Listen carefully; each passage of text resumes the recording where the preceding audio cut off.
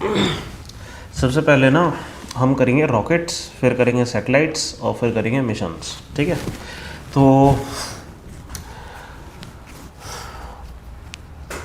Rockets लिखते हैं। Rockets क्या होते हैं?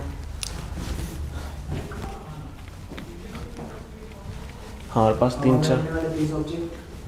हाँ नहीं, एरोप्लेन रॉकेट क्यों नहीं है फिर, अगर यही डेफिनेशन है तो?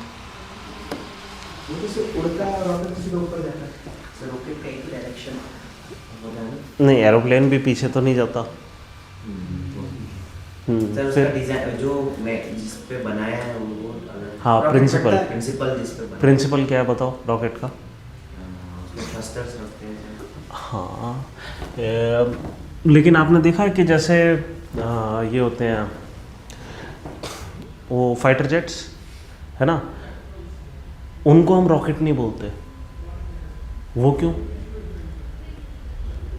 सर उसमें विंग्स होते हैं। हम उन रॉकेट्स को भी रॉकेट्स बोलेंगे जिनमें विंग्स होते हैं, फिन्स होते हैं ना, गाइडिंग फिन्स वगैरह होती हैं अक्सर, ठीक है। ऐसे ही हम कुछ चीज़ों को मिसाइल्स बोलते हैं पर रॉकेट नहीं बोलते। आप समझ रहे हो? रॉकेट क्या है? रॉकेट है कि वो व्हीकल जो कि जेट प्रोपल्शन सिस्टम पे चल रहा हो, ठीक है, उस टाइप का जेट प्रोपल्शन सिस्टम जिसमें कि हमारे पास कोई भी ऐसी चीज़ ना हो कि एयर ब्रीदिंग हो, है ना। मतलब एयर ब्रीदिंग मतलब सराउंडिंग एयर का यूटिलाइजेशन ना हो, ठीक है। मतलब वो जेट प्रोपल्शन, पहली चीज़ जेट प्रोपल्शन यूज़ हो,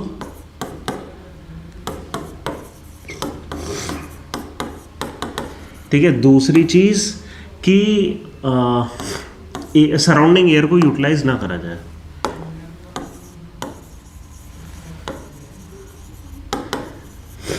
सराउंडिंग एयर का यूटिलाइजेशन अगर कोई चीज़ कर रही है तो क्यों कर रही है?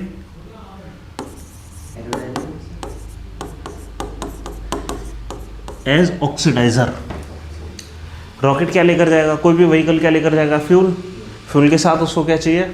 ऑक्सीडाइजर, है ना। कोई भी रॉकेट होता है उसमें एक पेलोड बेयरिंग होती है कि भाई यहाँ पे पेलोड हो गया, ठीक है, या जो भी है सैटेलाइट वगैरह यहाँ पर आएगी, ठीक है। फिर यहाँ पर एक फ्यूल टैंक हो गया, मान लो एक ऑक्सीजन टैंक हो गया, है ना। और ये दोनों चीज़ें यहाँ पे जल के थ्रस्ट पैदा करते हैं, राइट। इस तरीके से चलता है कोई भी रॉकेट। बस हम करेंगे क्या कि हम अपना ऑक्सीडाइजर साथ लेकर जाएंगे फ्यूल के साथ,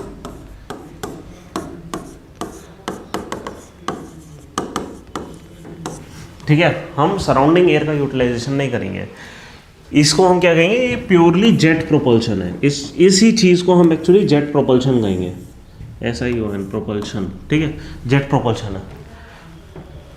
ये जो जेट प्रोपल्शन है इसी की एक ऐसी वैरायटी है जहाँ पे एयर ब्रीदिंग भी होती है, उसको हम जेट नहीं बोलते, ठीक है।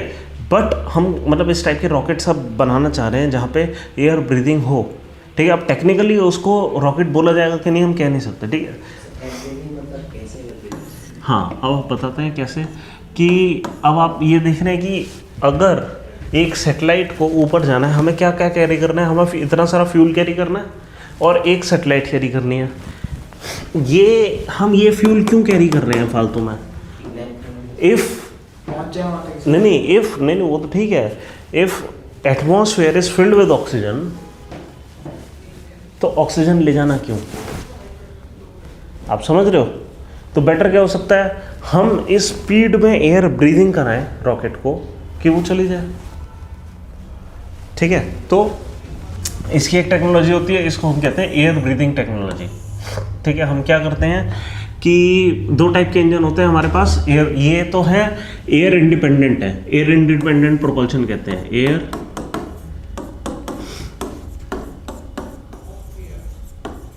इंडिपेंडेंट प्रोपल्शन है, ठीक है। और ये है हम एयर ब्रीदिंग।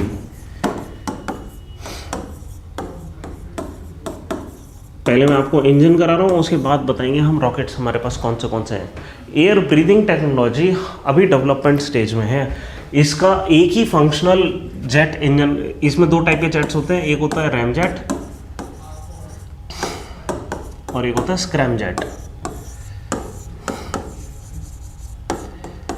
ठीक है, ये चीज़ इसरो डेवलप कराना चाह रही है, स्क्रैमजेट, ठीक है, और रैमजेट इंडिया डेवलप कर चुका है और DRDO बहुत बढ़िया इसका वो भी करता है यूटिलाइजेशन।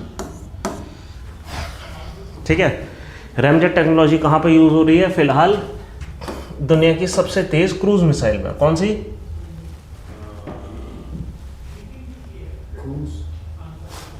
दुनिया की सबसे तेज क्रूज मिसाइल। नहीं नहीं, इंडिया के पास है। इंडिया का सबसे तेज वाली यस, हाँ सबसे तेज है। हाँ जी।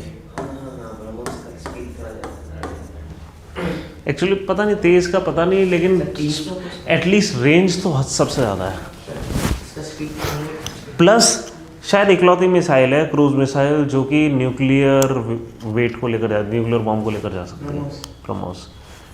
ठीक है, वरना क्रूज मिसाइल इतनी बड़ी होती नहीं है कि न्यूक्लियर बॉम्ब को ले जाए। सर ये वेरिफिकेशन किसने किया, इंडिया ने खुद किया या किसी? नहीं, आप जब कंपेयर करोगे ना जितने भी क्रूज मिसाइल्स हैं उनकी स्पीड को, इसकी स्पीड ज़्यादा मिलेगी। ठीक है, तो अब इसकी स्पीड लिख लेंगे।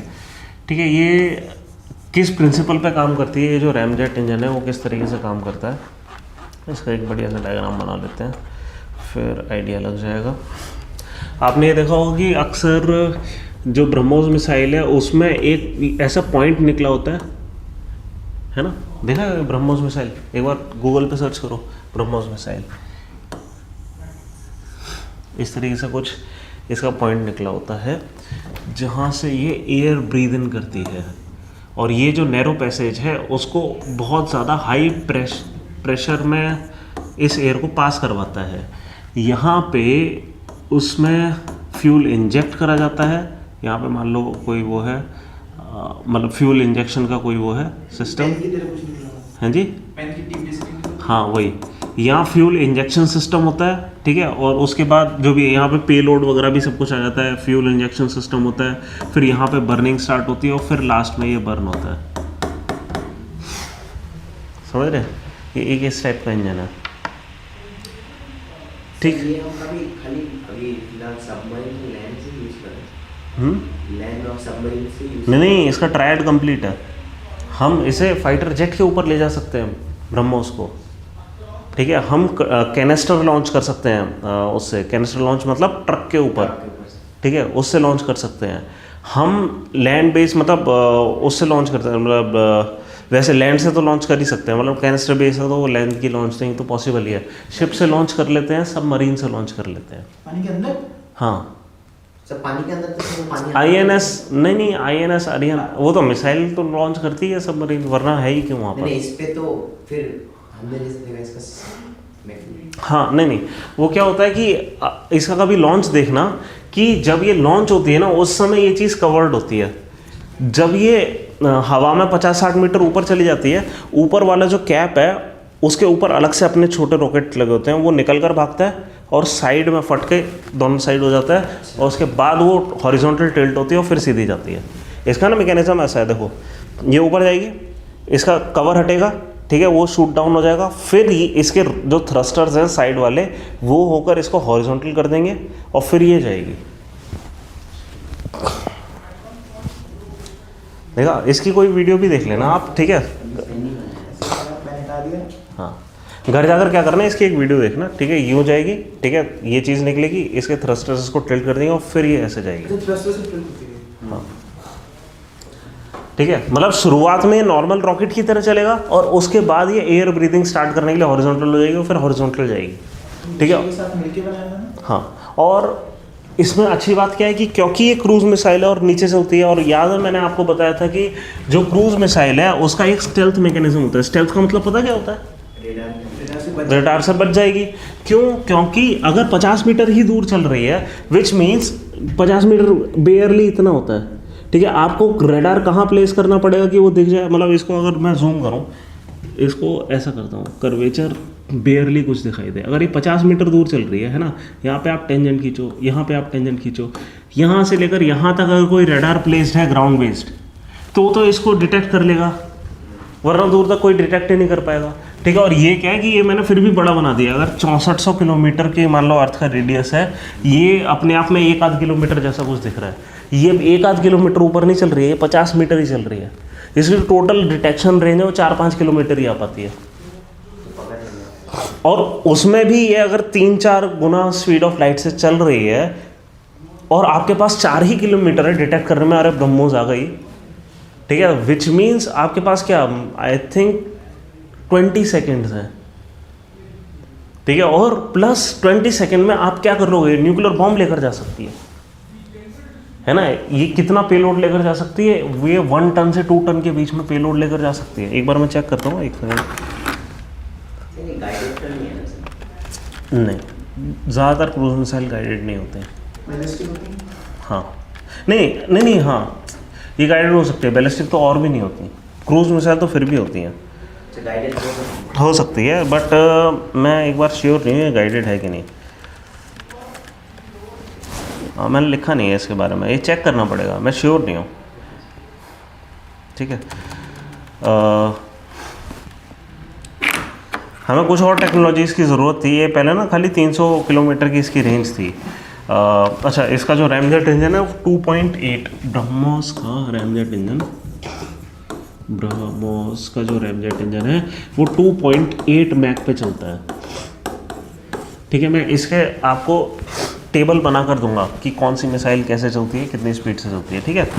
तो 2.8 मैक पे ये चलती है, हाईली मनोवरेबल वगैरह सब, ठीक है। एल्टीट्यूड 10 मीटर से लेकर 14 किलोमीटर, 10 मीटर, मैं 50 मीटर भी ज़्यादा कह रहा हूँ, खाली 10 मीटर। 10 मीटर क्या होता है, ठीक है। इतनी स्पीड में 10 मीटर की तो कभी कभी वेव्स हो जाती हैं मिड ओशियन में। वेव एटलीस्ट 2-3 मीटर तो प्यार से हो जाती हैं, है ना। और ये मतलब बेयरली वेव्स को टच करती हुई चलती है, ठीक है। इसको आप डिटेक्ट ही कैसे करोगे, इम्पॉसिबल है इसको डिटेक्ट करना, ठीक है। तो ठीक है, वॉरहेड 300 kg का, ओके 300 kg का वॉरहेड है, तो हम 300 kg का न्यूक्लियर बॉम्ब डाल सकते हैं, ठीक है। और एक्यूरेसी है 1 मीटर। 1 मीटर एक्यूरेसी मतलब अब आप 10 मीटर के हाइट पे चल रहे हैं, आप 1 मीटर की एक्यूरेसी से किसी चीज़ को उड़ा सकते हैं, ठीक है। विच मीन्स कैसा भी टारगेट हो, हम न्यूक्लियर बॉम्ब पता है क्यों यूज़ करते हैं, मतलब अगर हम कन्वेंशनली सोचें हैं कि कभी न्यूक्लियर बॉम्ब यूज़ करना है कि किसी ऐसे टारगेट को एलिमिनेट करने के लिए जिसको ढूंढना मुश्किल है, हमें उसका रीजन पता है, हमें ये नहीं पता एग्जैक्टली कहाँ है ना, उसको करने के लिए। लेकिन अगर मान लो हमारी इंटेलिजेंस है, हमें कभी न्यूक्लियर बॉम्ब यूज़ ही नहीं करना पड़ेगा, 1 मीटर की एक्यूरेसी के साथ पिन पॉइंट करके किसी भी चीज़ को उड़ा सकती है, ठीक है। इंडिया ने इसमें 1-2 चीज़ें आप लिख सकते हैं। हमारा tactical cruise missile triad complete हो चुका है, tactical triad completed, TRIAD, triad completed, IAD triad, BrahMos missile. Navy में 2004 में इंडक्ट हुई थी, आर्मी में 2007 में, यस 2004 शिप लॉन्च हमने करी थी, आर्मी में 2007 कैनिस्टर बेस्ड लॉन्च,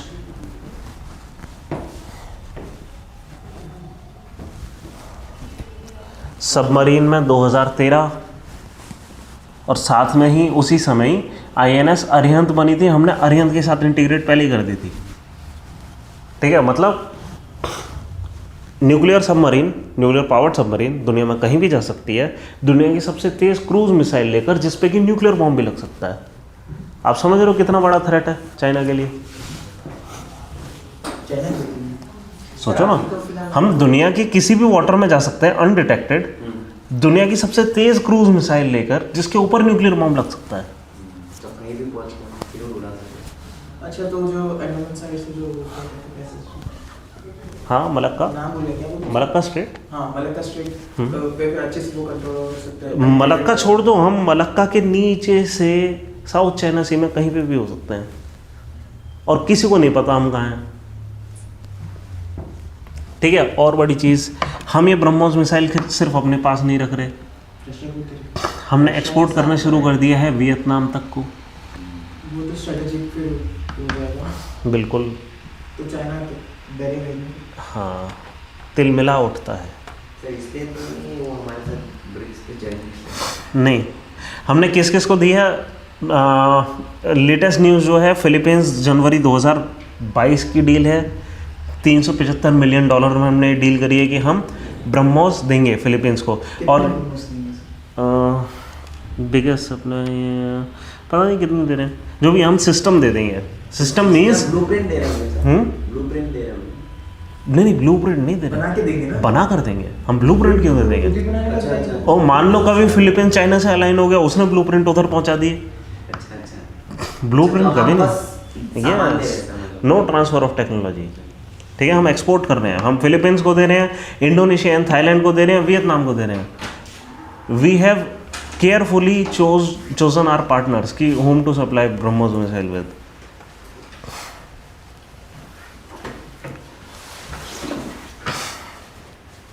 ठीक है, इसके अलावा कुछ और मिसाइल्स कर लेते हैं।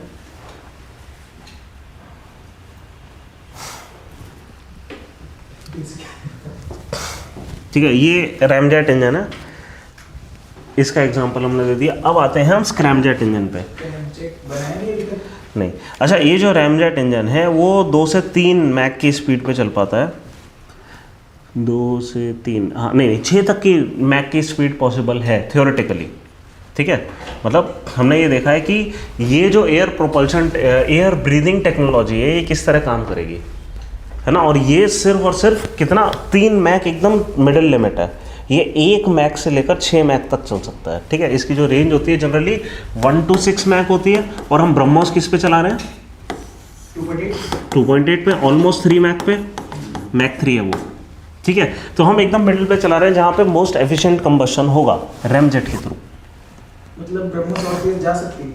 हाँ, पर हमने रेंज पे ध्यान दिया है। इनिशियली इसकी रेंज थी, ब्रह्मोस की रेंज भी आप लिख सकते हो 300 किलोमीटर। ठीक है, बट फिर हमने ना एक, जब आप IR पढ़ोगे, ठीक है, तो उसमें आप देखेंगे MTCR, missile technology control regime है।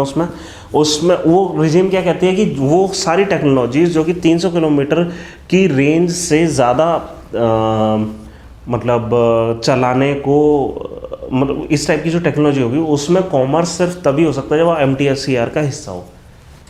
अब एक टेक्नोलॉजी कंट्रोल रिजीम है, एक ग्रुप है, इस ग्रुप का हिस्सा होना ज़रूरी है। अब इस ग्रुप का हिस्सा हम क्यों नहीं थे? क्योंकि हमारा वो नॉन प्रोलिफरेशन ट्रीटी वगैरह का मुद्दा अटका हुआ था। फिर याद है मैंने बताया था मनमोहन सिंह के टाइम पे 1, 2, 3 एग्रीमेंट हुआ था, वो सब। ठीक है, फिर हम धीरे धीरे इन सारे रिजीम्स का हिस्सा हो गए। हमारी ब्रह्मोस मिसाइल थ्योरेटिकली उससे पहले भी 300 किलोमीटर से ज़्यादा जा सकती थी। हमने डिक्लेयर करा था हम 290 किलोमीटर ही जा सकते हैं। हमने MTCR लॉन्च करी, 6 महीने के अंदर हमने कह दिया हमारी ब्रह्मोस अब 500 से 600 किलोमीटर भी जाती है। हमने कोई चेंज नहीं करा, विच मीन्स पहले भी जाती थी, हमने बस डिक्लेयर नहीं करा था। ठीक है, ऑब्वियस ही बात है, ये इतना हमने मोस्ट एफिशिएंट जोन चूज़ करा है कंबशन का, है ना। मतलब हमने स्पीड की जगह हमने किस पे, रेंज पे ध्यान दिया है।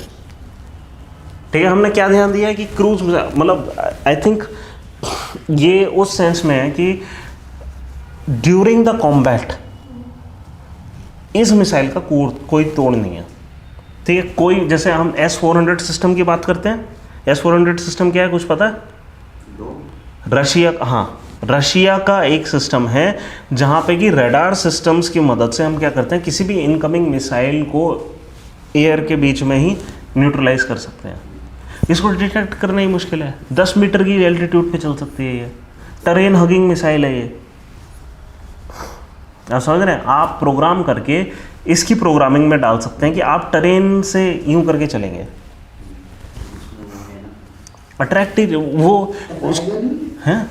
नहीं, अगर टरेन ऐसे जा रहा है तो ये यूं होकर जाएगी, क्योंकि हमने जितने भी एल्टीट्यूड हैं इसके अंदर फीड कर रखे हैं ना पहले से। इसकी प्रोग्रामिंग में पहले से है कि इस कोऑर्डिनेट सिस्टम पे ये, आपको पता है कि अगर एरोप्लेन कंप्लीटली ब्लाइंड हो गया फिर भी वो कभी नहीं टकराएगा। इवन उसके अगर रेडार भी ख़राब हो जाते हैं। क्यों?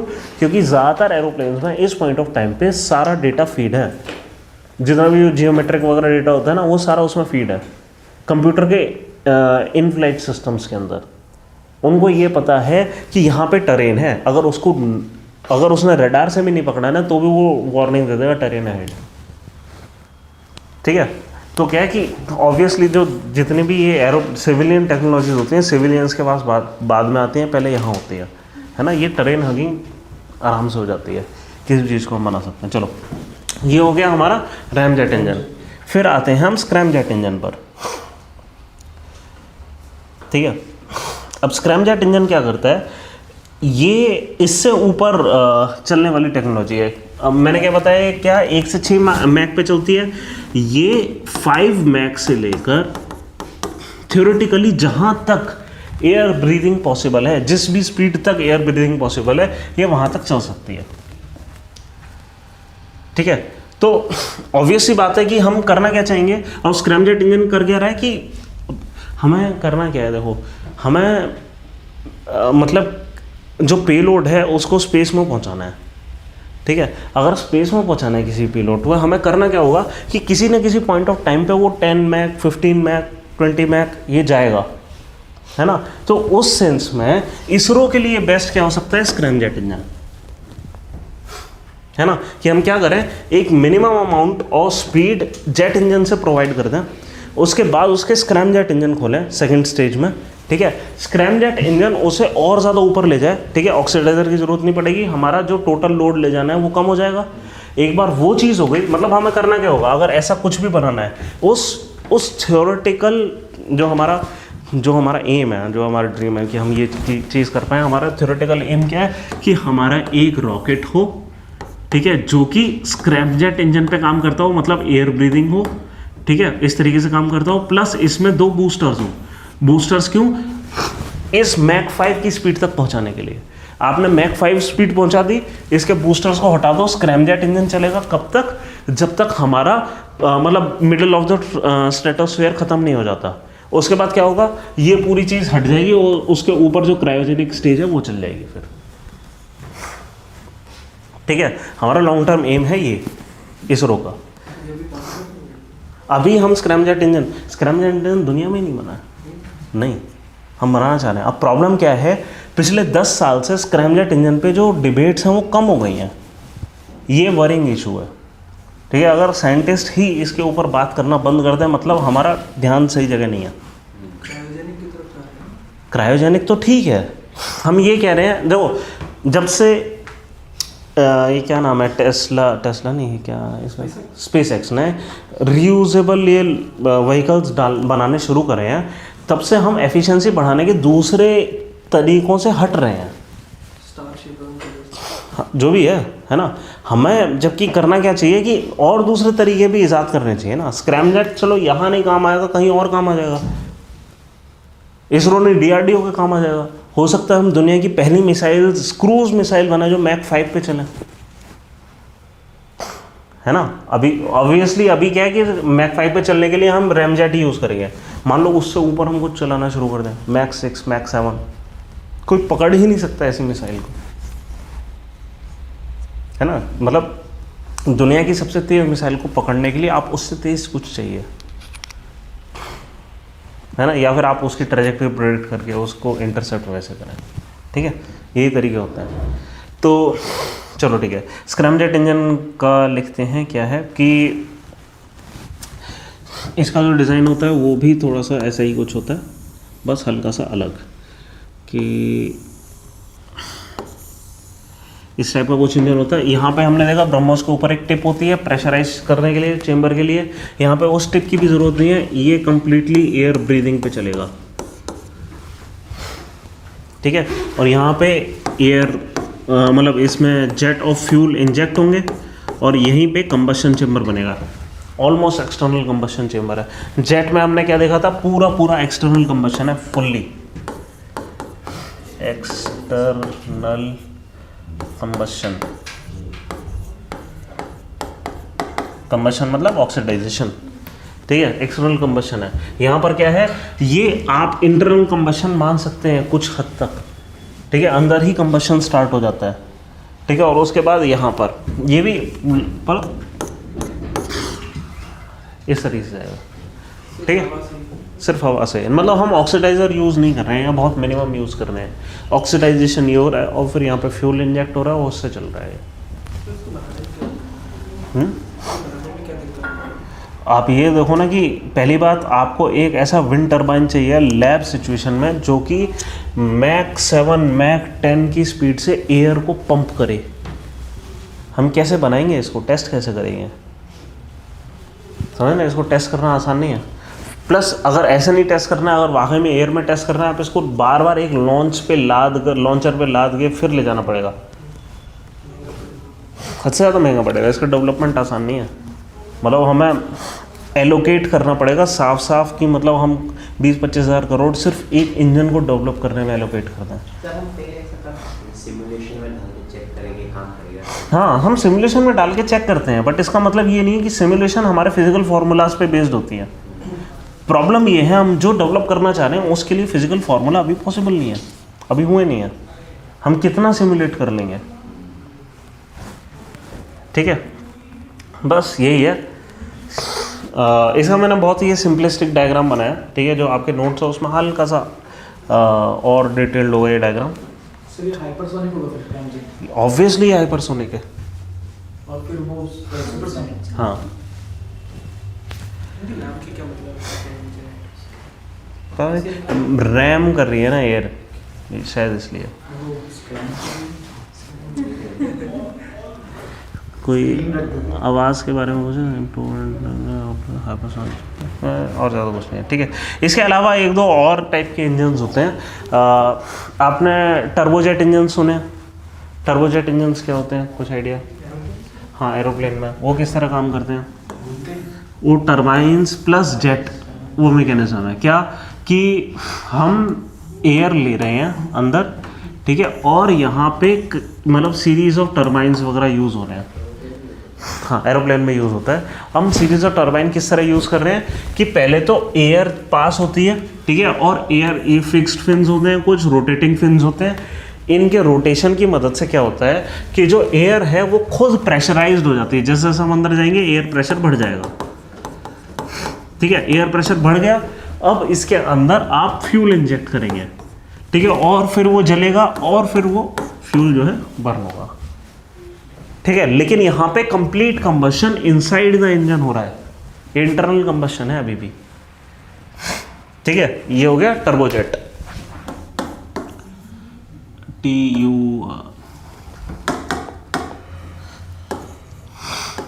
टर्बोजेट, ठीक है, जैसे वो बोइंग वगैरह बनाते हैं अपने टर्बोजेट इंजन्स, है ना। इंटरनल कंबशन में दिक्कत है कि वो अंदर हीट यूज कर देगा। नहीं, इंटरनल का ये जितने भी इंजन्स हैं ये सब जैसे जैसे आप एक्सटर्नल की तरफ जाएंगे ना, इंटरनल से एक्सटर्नल एफिशिएंसी कम होती चली जाती है। हाँ, सबसे इनएफिशिएंट इंजन कौन से होते हैं? ये वाले, ठीक है। क्यों? मतलब लेकिन फिर भी हम इस तरह क्यों लॉन्च कर रहे हैं, इस तरीके से लॉन्च क्यों नहीं कर रहे? क्योंकि पहली बात ये उससे ज़्यादा आसान है बनाने, ठीक है, सिंपल प्रिंसिपल है, ठीक है, इतना भी सिंपल ऑल दो नहीं है। हाँ, प्लस हमें चाहिए स्पीड, है ना। मतलब क्या है कि हम ये वाला जो इंजन है ना, ये जो हमारा ये गाड़ियों में इंजन लगता है, इसकी मदद से बहुत एफिशिएंटली व्हीकल को चला सकते हैं, ठीक है। पर किलोमीटर कॉस्ट लोएस्ट होगी, पर इतनी स्पीड कभी नहीं दे पाएंगे कि ये उड़ जाए, है ना। ये प्रॉब्लम है। आपको पता है सबसे पहले जो राइट ब्रदर्स ने प्लेन बनाया था कौन सा इंजन यूज़ करा था? सोचो, है internal combustion 4 stroke engine. 4 stroke engine उन्होंने सबसे पहले बनाया था, बाद में वो गाड़ियों में आया। पहले वो प्लेन के लिए बनाया था, और वो हल्का बनाने के लिए उन्होंने क्या करा, उन इंजन के ज़्यादातर कंपोनेंट पार्ट्स एल्यूमिनियम के बनाए, ठीक है। एक हल्का इंजन उसके ऊपर लादा और फिर उसके अंदर और उन्होंने और पेट्रोलियम को रिफाइन करके उन्होंने एक आध काम नहीं करे थे, उन्होंने 5-10 पहली बार इनोवेशंस करी थी, उन सबको मिलाया तब जाकर वो प्लेन चला। और बात यह है कि हम एग्जैक्टली सेम प्रिंसिपल्स पे आज भी प्लेन को चला रहे हैं। उन्होंने जो प्रिंसिपल्स यूज़ करे ना कि रोइंग हो जाएगी, पिचिंग वगैरह, ये सारी चीज़ें, वो सारी चीज़ें उन्होंने यूज़ करी हैं, ठीक है। राइट ब्रदर्स पे डॉक्यूमेंट्री भी है, वो भी आप देख सकते हो, ठीक है। जब मन करे।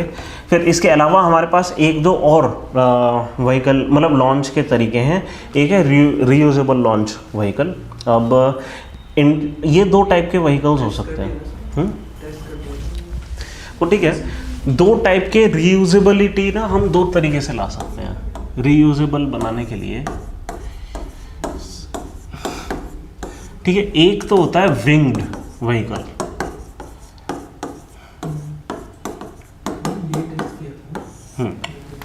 अब विंग्ड व्हीकल क्या होता है कि जैसे एक तो ये विंग्ड व्हीकल, इसको ये क्या है कि जब इसकी लॉन्च होती है ना, ये लाइक रॉकेट होती है, ऑब्वियसली एक रॉकेट ही है, ठीक है। बट ये जब नीचे आता है, इसकी जो लैंडिंग होती है ये लाइक प्लेन होती है। लाइक प्लेन भी नहीं, लाइक ग्लाइडर बोलना चाहिए इसको। ग्लाइडर और प्लेन में अंतर समझते हैं?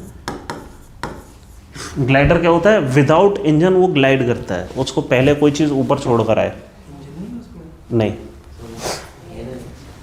हाँ, वो नॉर्मल मतलब सिर्फ ग्लाइडिंग की तरीके से चलता है, वो सुपर लो वेट होता है। ज़्यादा कई सारे ग्लाइडर तो ऐसे होते हैं सिंगल मैन, जिसको मतलब सिर्फ विंग्स होते हैं और एक बंदा उसको यूँ उठा सकता है पूरे ग्लाइडर को। बट फिर वो डायरेक्शन कैसे देखेगा? नहीं, वो डायरेक्ट उसके पास कंट्रोल्स हैं, विंग्स को कंट्रोल करने का तरीका है उसके पास, है ना, बट इंजन नहीं है, उसको प्रोपेल करने का तरीका नहीं है। ठीक है, ग्लाइडर और प्लेन में अंतर क्या है, वहाँ पे प्रोपल्शन होता है प्लेन में, इसमें प्रोपल्शन नहीं होता। अब क्या होता है कि हम क्या कर रहे हैं कि विंग्ड व्हीकल है, हम इसको जनरली आपको वो पता है, वो जो यूएसए वो अपने वो अपोलो मिशंस वगैरह लॉन्च करता था, अपोलो मिशन नहीं, ये कोलंबस मिशन वगैरह होते थे ना, कि वो लेकर जाता था और फिर जिसमें वो मरी थी हमारी वो कल्पना चावला, तो वो क्या था, वो ग्लाइडर टाइप का होता था कि जाता तो मतलब एक बड़ा सा रॉकेट होता था, उसके ऊपर ये इस तरीके से एक फ्लाइट जैसा यूँ लगा कर जाते थे वो, ठीक है, ये चीज़ पूरी ऊपर जाती थी, ये चीज़ तो डंप कर देते वो ओशन में, ये चीज़ वापस आती थी। ठीक है, अब इसमें प्रॉब्लम क्या है, अब क्या है कि वो कैसे बचाते थे एक्चुअली, ये जो है ना वो जेट नहीं होता था, क्या करते थे, ये होता था फ्यूल टैंक, ये इसको फ्यूल प्रोवाइड करता था और इसके जेट से एक्चुअली ये चलता था इंजन। ठीक है, वैसे मैंने इसकी लोकेशन गलत बना दी, हल्का सा नीचे होता था। ठीक है, हाँ, फिर वो हट जाता, मतलब क्या है, टैंक को हम फिर भी बार बार गिरा देते थे। ठीक है, हम क्या लेकर जा रहे थे, ये और इसको ग्लाइड करके नीचे ले आते थे। हमने एकदम सेम चीज़ यहाँ पे टेस्ट कर लिया, क्या कि हम रॉकेट की तरह ऊपर जा रहे हैं। हमारा वाला जो मॉडल है वो हल्का सा अलग है, इसको कहते हैं, इस व्हीकल का नाम है RLVTD, reusable launch vehicle technology demonstrator. ठीक है, इसका नाम लिख लो, RLVTD, reusable launch vehicle, yes winged है, reusable launch vehicle technology demonstrator, launch vehicle technology demonstrator. ठीक है, ये हमने करा है, ये ऐसे 2016 के आसपास कुछ करा हुआ हमने टेस्ट। हाँ, पिछले साल नहीं, मेरे पास बहुत पुराने नोट्स पड़े हुए हैं। हाँ होगा, पता नहीं। अच्छा, ये हम क्यों कर रहे हैं, क्योंकि इस चीज़ का करना क्यों ज़रूरी है कि हम चाह रहे हैं कि जो हमारे एस्ट्रोनॉट्स हैं उनको हमें आपको पता है ना, हम अपने एस्ट्रोनॉट्स लॉन्च करना चाह रहे हैं, व्योमनॉट्स उनको बोलेंगे। हाँ, गगनयान मिशन होगा। अब उसमें प्रॉब्लम क्या है कि हम किस तरीके से करेंगे, या तो हम कैप्सूल के अंदर उनको लॉन्च करेंगे, स्पेस कैप्सूल के अंदर, या फिर इस तरीके की एक व्हीकल के अंदर लॉन्च करेंगे। उनको कैसे लैंड कराएंगे, वो स्प्लैश डाउन लैंडिंग होगी या फिर इसके अंदर ग्लाइडिंग के थ्रू इस तरीके से लैंडिंग होगी, हमें नहीं पता। तो हमारे पास अभी दोनों ऑप्शन ओपन हैं। हाँ, इसमें पैराशूट इसको रोकने के लिए होता है पीछे। क्यों, हमारे पास रिवर्स थ्रस्टर नहीं है। रिवर्स थ्रस्टर मतलब जब किसी चीज़ को हम लॉन्च करते हैं, जो इंजन पीछे की तरफ चल रहे होते हैं उनको आगे की तरफ चला देते हैं। ठीक है, उसको कहते हैं रिवर्स थ्रस्टिंग। तो वो एक ब्रेकिंग मैकेनिज्म होता है इनके पास। इसका जो जब ये लैंड कर रहा होगा तो यहाँ पे हमारे पास जो वही व्हील्स होंगे, वहाँ पे तो ब्रेकिंग पावर होगी। ठीक है, लेकिन क्या है कि हमने एक्सेसिव ब्रेकिंग पावर यहीं पे कंसंट्रेट अगर कर दी तो इतनी हीट जनरेट होगी कि पॉसिबल है कि यहाँ पे आग लग जाए, ठीक है। प्लस अगर ये चीज़ फेल हो गई, अगर व्हील्स डैमेज हो गए, तो हो सकता है ये व्हीकल ही डैमेज हो जाए इतनी स्पीड में लैंड करते हुए।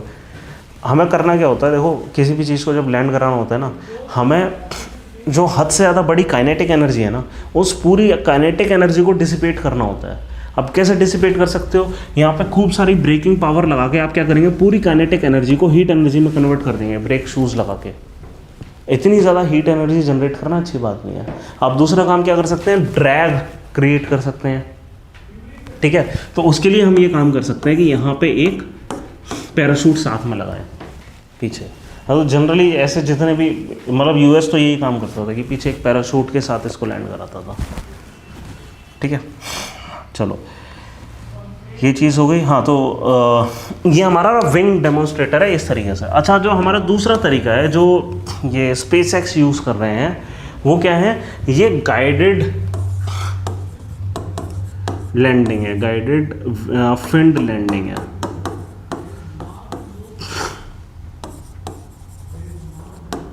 Using rockets.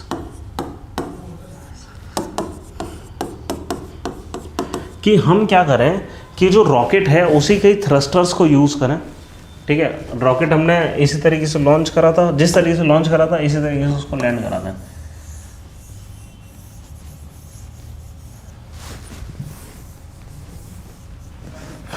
हमने किस तरीके से लॉन्च करा था रॉकेट को, इसी तरीके से कुछ लॉन्च करा था, ठीक है। हम क्या करें कि बस इतना काम और करें कि ड्यूरिंग लैंडिंग यहाँ पे कुछ फिन्स हैं वो निकल कर आए, ठीक है, जो कि ये मूवेबल हो। इसको गाइड करने के लिए किस तरीके से नीचे जा रहा है, ठीक है, कि ऊपर से नीचे गिर रहा है वो किस तरीके से गिरेगा, उसको बस गाइड करने के लिए। प्लस कुछ गाइडिंग इस इंजन से मिल जाएगी। ये इंजन थोड़े से मनूवरेबल होते हैं, बहुत ज़्यादा नहीं, कि हल्का सा हम इसको यूँ रोटेट कर सकते हैं, ठीक है। उसको रोटेशन से भी हम इसको गाइड कर सकते हैं। तो हम इस केस में क्या बचा लेंगे, इस वाले केस में प्रॉब्लम क्या थी, इस वाले केस में कि आप फिर भी अपना टैंक को डिच करके आ रहे हो, है ना, ओशियन में, फिर भी आपका कुछ तो स्प्लैश हो रहा है। इस वाले तरीके में आपको कुछ स्प्लैश नहीं करना, आपका इंजन पे बार बार खर्चा बच गया, आपके टैंक्स पे बार बार खर्चा बच गया, ठीक है। किस चीज़ का खर्चा लगा, सिर्फ और सिर्फ फ्यूल का, समझ रहे हैं। तो ये इसमें क्या होता है, लॉन्च भी लाइक रॉकेट होती है और गाइडिंग में भी हम रॉकेट यूज़ करते हैं, ठीक है, जब लैंड कर रहे होते हैं। अब ये वाली जो टेक्नोलॉजी है सिर्फ किसके पास है, सिर्फ और सिर्फ स्पेसएक्स के पास है। नहीं, ये किसके पास है टेक्नोलॉजी, ये सबके पास है, इंक्लूडिंग इसरो। सर कौन सी गाइडेड फिन्ड लैंडिंग यूजिंग? हाँ, ये वाली हमारे पास है। ये तो हमने आर को बता दी ना कौन सा है, रियूजेबल टेक्नोलॉजी व्हीकल है जो भी है, ठीक है। ये हमारी सारी टेक्नोलॉजीज़ हैं, ठीक है। चले आगे।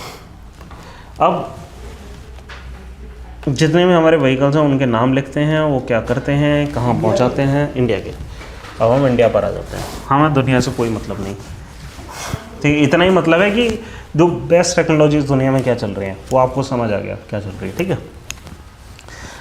तो यहाँ पे अगर इस पूरी चीज़ को आप ये देख रहे हैं, खर्चा कहाँ आ रहा है, खर्चा एक तो इस चीज़ में आ रहा है कि हमें बार बार इसको डिच करना पड़ रहा है, ठीक है, एक ये खर्चा है। दूसरा क्या है, अगर ये खर्चा चलो उठा भी लें फिर भी एक खर्चा एक्स्ट्रा है, क्या, हम इतना बड़ा ऑक्सीडाइज़र का टैंक लेकर जा रहे हैं साथ में, फ्यूल के साथ साथ। हम वेट आधा कर सकते हैं अगर ऑक्सीजन की ज़रूरत ना पड़े, नहीं है। हम क्या होते हैं कि वो हाइड्रोजन वगैरह यूज़ करते हैं एज ऑक्सीडाइज़र, ठीक है।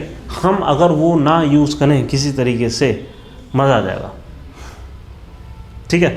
तो उसके लिए हम क्या कर सकते हैं, और ज़्यादा एफिशिएंट बनाने के लिए कि चलो रीयूजेबल तो कर लो, अच्छा है, बढ़िया रहेगा, हम किसी तरीके से स्क्रैम जेट और यूज़ करना शुरू कर दें, ठीक है। इससे ज़्यादा एफिशिएंट कोई तरीका नहीं हो सकता कि हम स्क्रैम जेट भी यूज़ करें और पूरे व्हीकल को रीयूज़ भी करना शुरू कर दें, ठीक है। हम पहले इस जगह पे जा रहे थे जब तक स्पेसएक्स ने अपने करतब करके नहीं दिखाए थे, फिर अब हमने इसको डिच ही कर दिया, ऐसा लग रहा है इस प्लान को। SpaceX को नहीं बना? नहीं, इसको इंडिया बना रहा है और एक्चुअली रशिया यूएस इंटरेस्टेड थे इसमें। क्यों? क्योंकि वो मिसाइल्स बनाना चाहते थे, वो डिफेंस के पर्पस से इंटरेस्टेड थे। बट हमारे यहाँ क्या है, डीआरडीओ इसरो में इतना अंतर नहीं है। हमारी जो भी टेक्नोलॉजी ये डेवलप करते हैं उनको वो यूज़ कर सकते हैं, है ना। डीआरडीओ इसरो को मिलकर एक्चुअली स्क्रैमजेट पर डेवलपमेंट कर लेना चाहिए। बट प्रॉब्लम ये हमारे इसरो का बजट इतना नहीं है जितना उसके डेवलपमेंट में लगेगा, हैं। ठीक है, तो ठीक है, तो रॉकेट की हमने डेफिनेशन लिखी थी ना, क्या लिखी थी?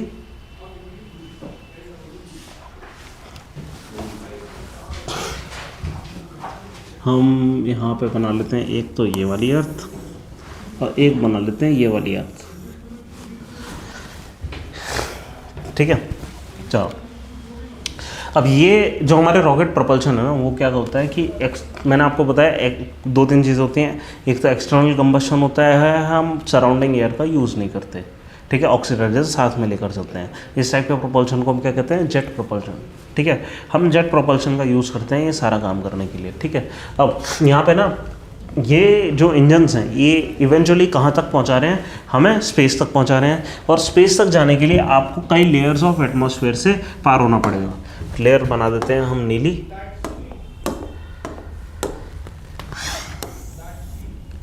ठीक है। ये सबसे डेंस लेयर है, इसको हम क्या बोलते हैं? ट्रोपोस्फेयर, ठीक है। फिर इसके बाद क्या होती है? स्ट्रेटोस्फेयर, दिख रहा है क्या? ठीक है, ट्रोपोस्फेयर, स्ट्रेटोस्फेयर। अब यहाँ पे आपको डेंस ऑक्सीजन की लेयर मिलेगी, ठीक है, और प्रेशर ज़्यादा मिलेगा। हम जनरली इस जगह पे जो भी इंजन्स यूज़ करना चाह रहे हैं, एक चीज़ आप ध्यान रखें क्या, कि उन सब के ये जो अम्ब्रेला नुमा शेप होती है ना ये, ठीक है, ये जो कंबशन चेम्बर है, इसको हम स्क्वीज्ड रखना चाह रहे हैं, ठीक। नहीं एक्चुअली इसको हम ब्रॉड रखना चाह रहे हैं। क्या है कि इसको जब हम ब्रॉड भी रखेंगे ना, तो भी जो हमारी एयर है वो इतनी प्रेशर है उसमें कि जो नेट स्ट्रीम है कंबशन फ्यूल की वर्टिकली नीचे जाएगी, ठीक है। बट जैसे ही आप ऊपर आ जाते हैं तो प्रेशर इतना बचता नहीं है। ये चीज़ तो यहाँ चल जाती है इस जगह पे, बट इसके ऊपर जैसे ही आप जाते हैं तो क्या होता है कि आपको और ज़्यादा नैरो जो कंबशन चेम्बर है और ज़्यादा नैरो चाहिए होता है। क्यों?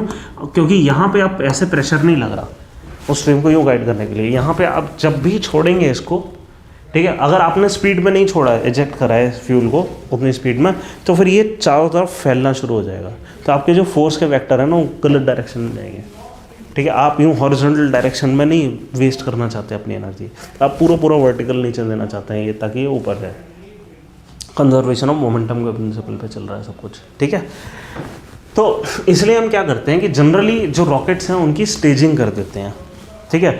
अब स्टेजिंग के हिसाब से क्या चीप पड़ेगा, उस हिसाब से हम डिसाइड करते हैं कि हम किस ऑर्बिट तक छोड़ कर आएंगे सैटेलाइट को, ठीक है। और ये एक तो स्टेजिंग के हिसाब से और दूसरी चीज़ों के हिसाब से हमने डिफाइन करा है कि हम किस ऑर्बिट को क्या बोलेंगे, किस हाइट की ऑर्बिट को क्या बोलेंगे। ऑर्बिट मतलब कि हम सैटेलाइट को कहाँ छोड़ कर आ रहे हैं, राइट, ये चीज़। तो हम कुछ ऑर्बिट्स लिखते हैं, ठीक है। जब भी हम सैटेलाइट को छोड़ते हैं ऑब्वियसली वो एक सर्कुलर पाथ हो सकता है या इलिप्टिकल पाथ हो सकता है, ठीक है। इलिप्स जो सर्कल है वो इलिप्स का ही एक स्पेशल केस होता है, ठीक है। जब भी हम इसको छोड़ेंगे तो जो छोटा वाला लेंथ होता है इसको हम क्या बोलते हैं, बताओ? हीलियन है वो। हीलियन मतलब सन, वो प्लेनेट के रिस्पेक्ट में, इसको बोलते हैं एपोजी, ठीक है। इसको बोलते हैं पेरिजी। मैं उल्टा तो नहीं बोल रहा हूँ, उल्टा बोल रहा हूँ, हाँ वही तो, एपोजी ये बोलना चाहिए, ठीक है। एपोजी ये हो गया एपोजी और ये हो गया पेरिजी। नहीं क्या कर रहे हैं, पेरिजी, ठीक है। फिर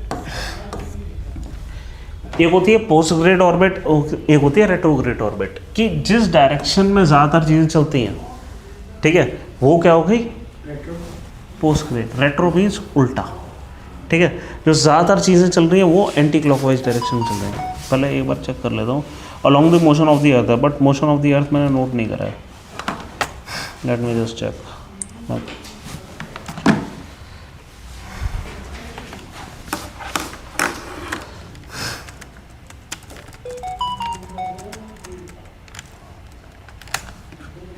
हाँ, काउंटर क्लॉकवाइज है, ठीक है एकदम काउंटर क्लॉकवाइज है। तो काउंटर क्लॉकवाइज डायरेक्शन क्या हो गया? पोस्ट ग्रेड, ठीक है ठीक है। और रेट्रोग्रेड क्या हो गया? उल्टा, ठीक है। इसके अलावा अब कुछ ऑर्बिट्स और लिखेंगे हम। सबसे पहले आप लिखो लो अर्थ ऑर्बिट, ठीक है। ये चीज़ थोड़ा सा लिखना है हमें। ये ऑर्बिट कुछ भी हो सकते हैं, लो भी हो सकती हैं, हाई भी हो सकती है। अब मैं एल्टीट्यूड के हिसाब से डिफाइन कर रहा हूँ ऑर्बिट्स को।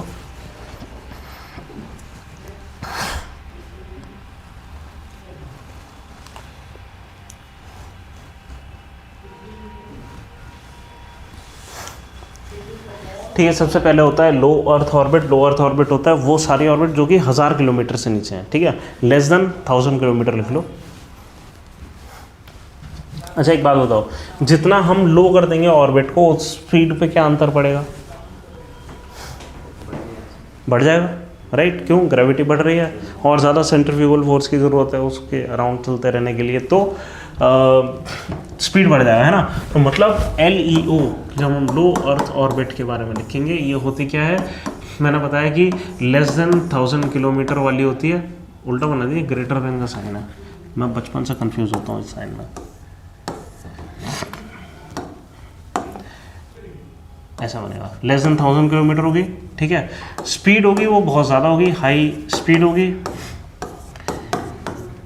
और हाई स्पीड होने की वजह से हो क्या सकता है कि एक दिन में 6 to मल्टीपल, मतलब बहुत सारे राउंड लगाए जा सकते हैं, है ना। 6 to 24, मतलब ऐसा कुछ है। कितने राउंड लग जाते हैं?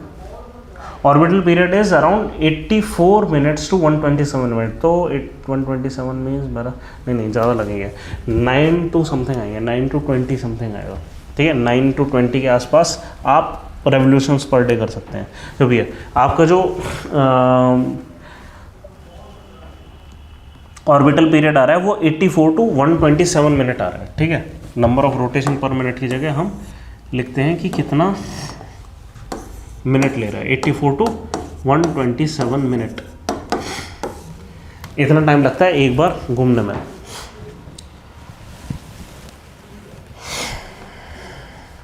एक रेवोल्यूशन, हाँ,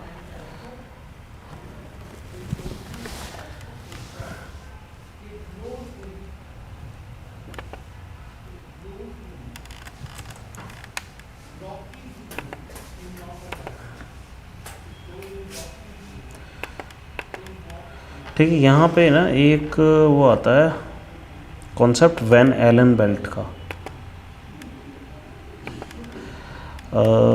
ये ना कुछ रेडिएशन बेल्ट्स होती हैं कि अब यहाँ पे ना एक चीज़ हमें बस याद रखनी है कि जनरली जो लोअर वैन एलन बेल्ट है ना, उसके नीचे रहती हैं ये ऑर्बिट्स।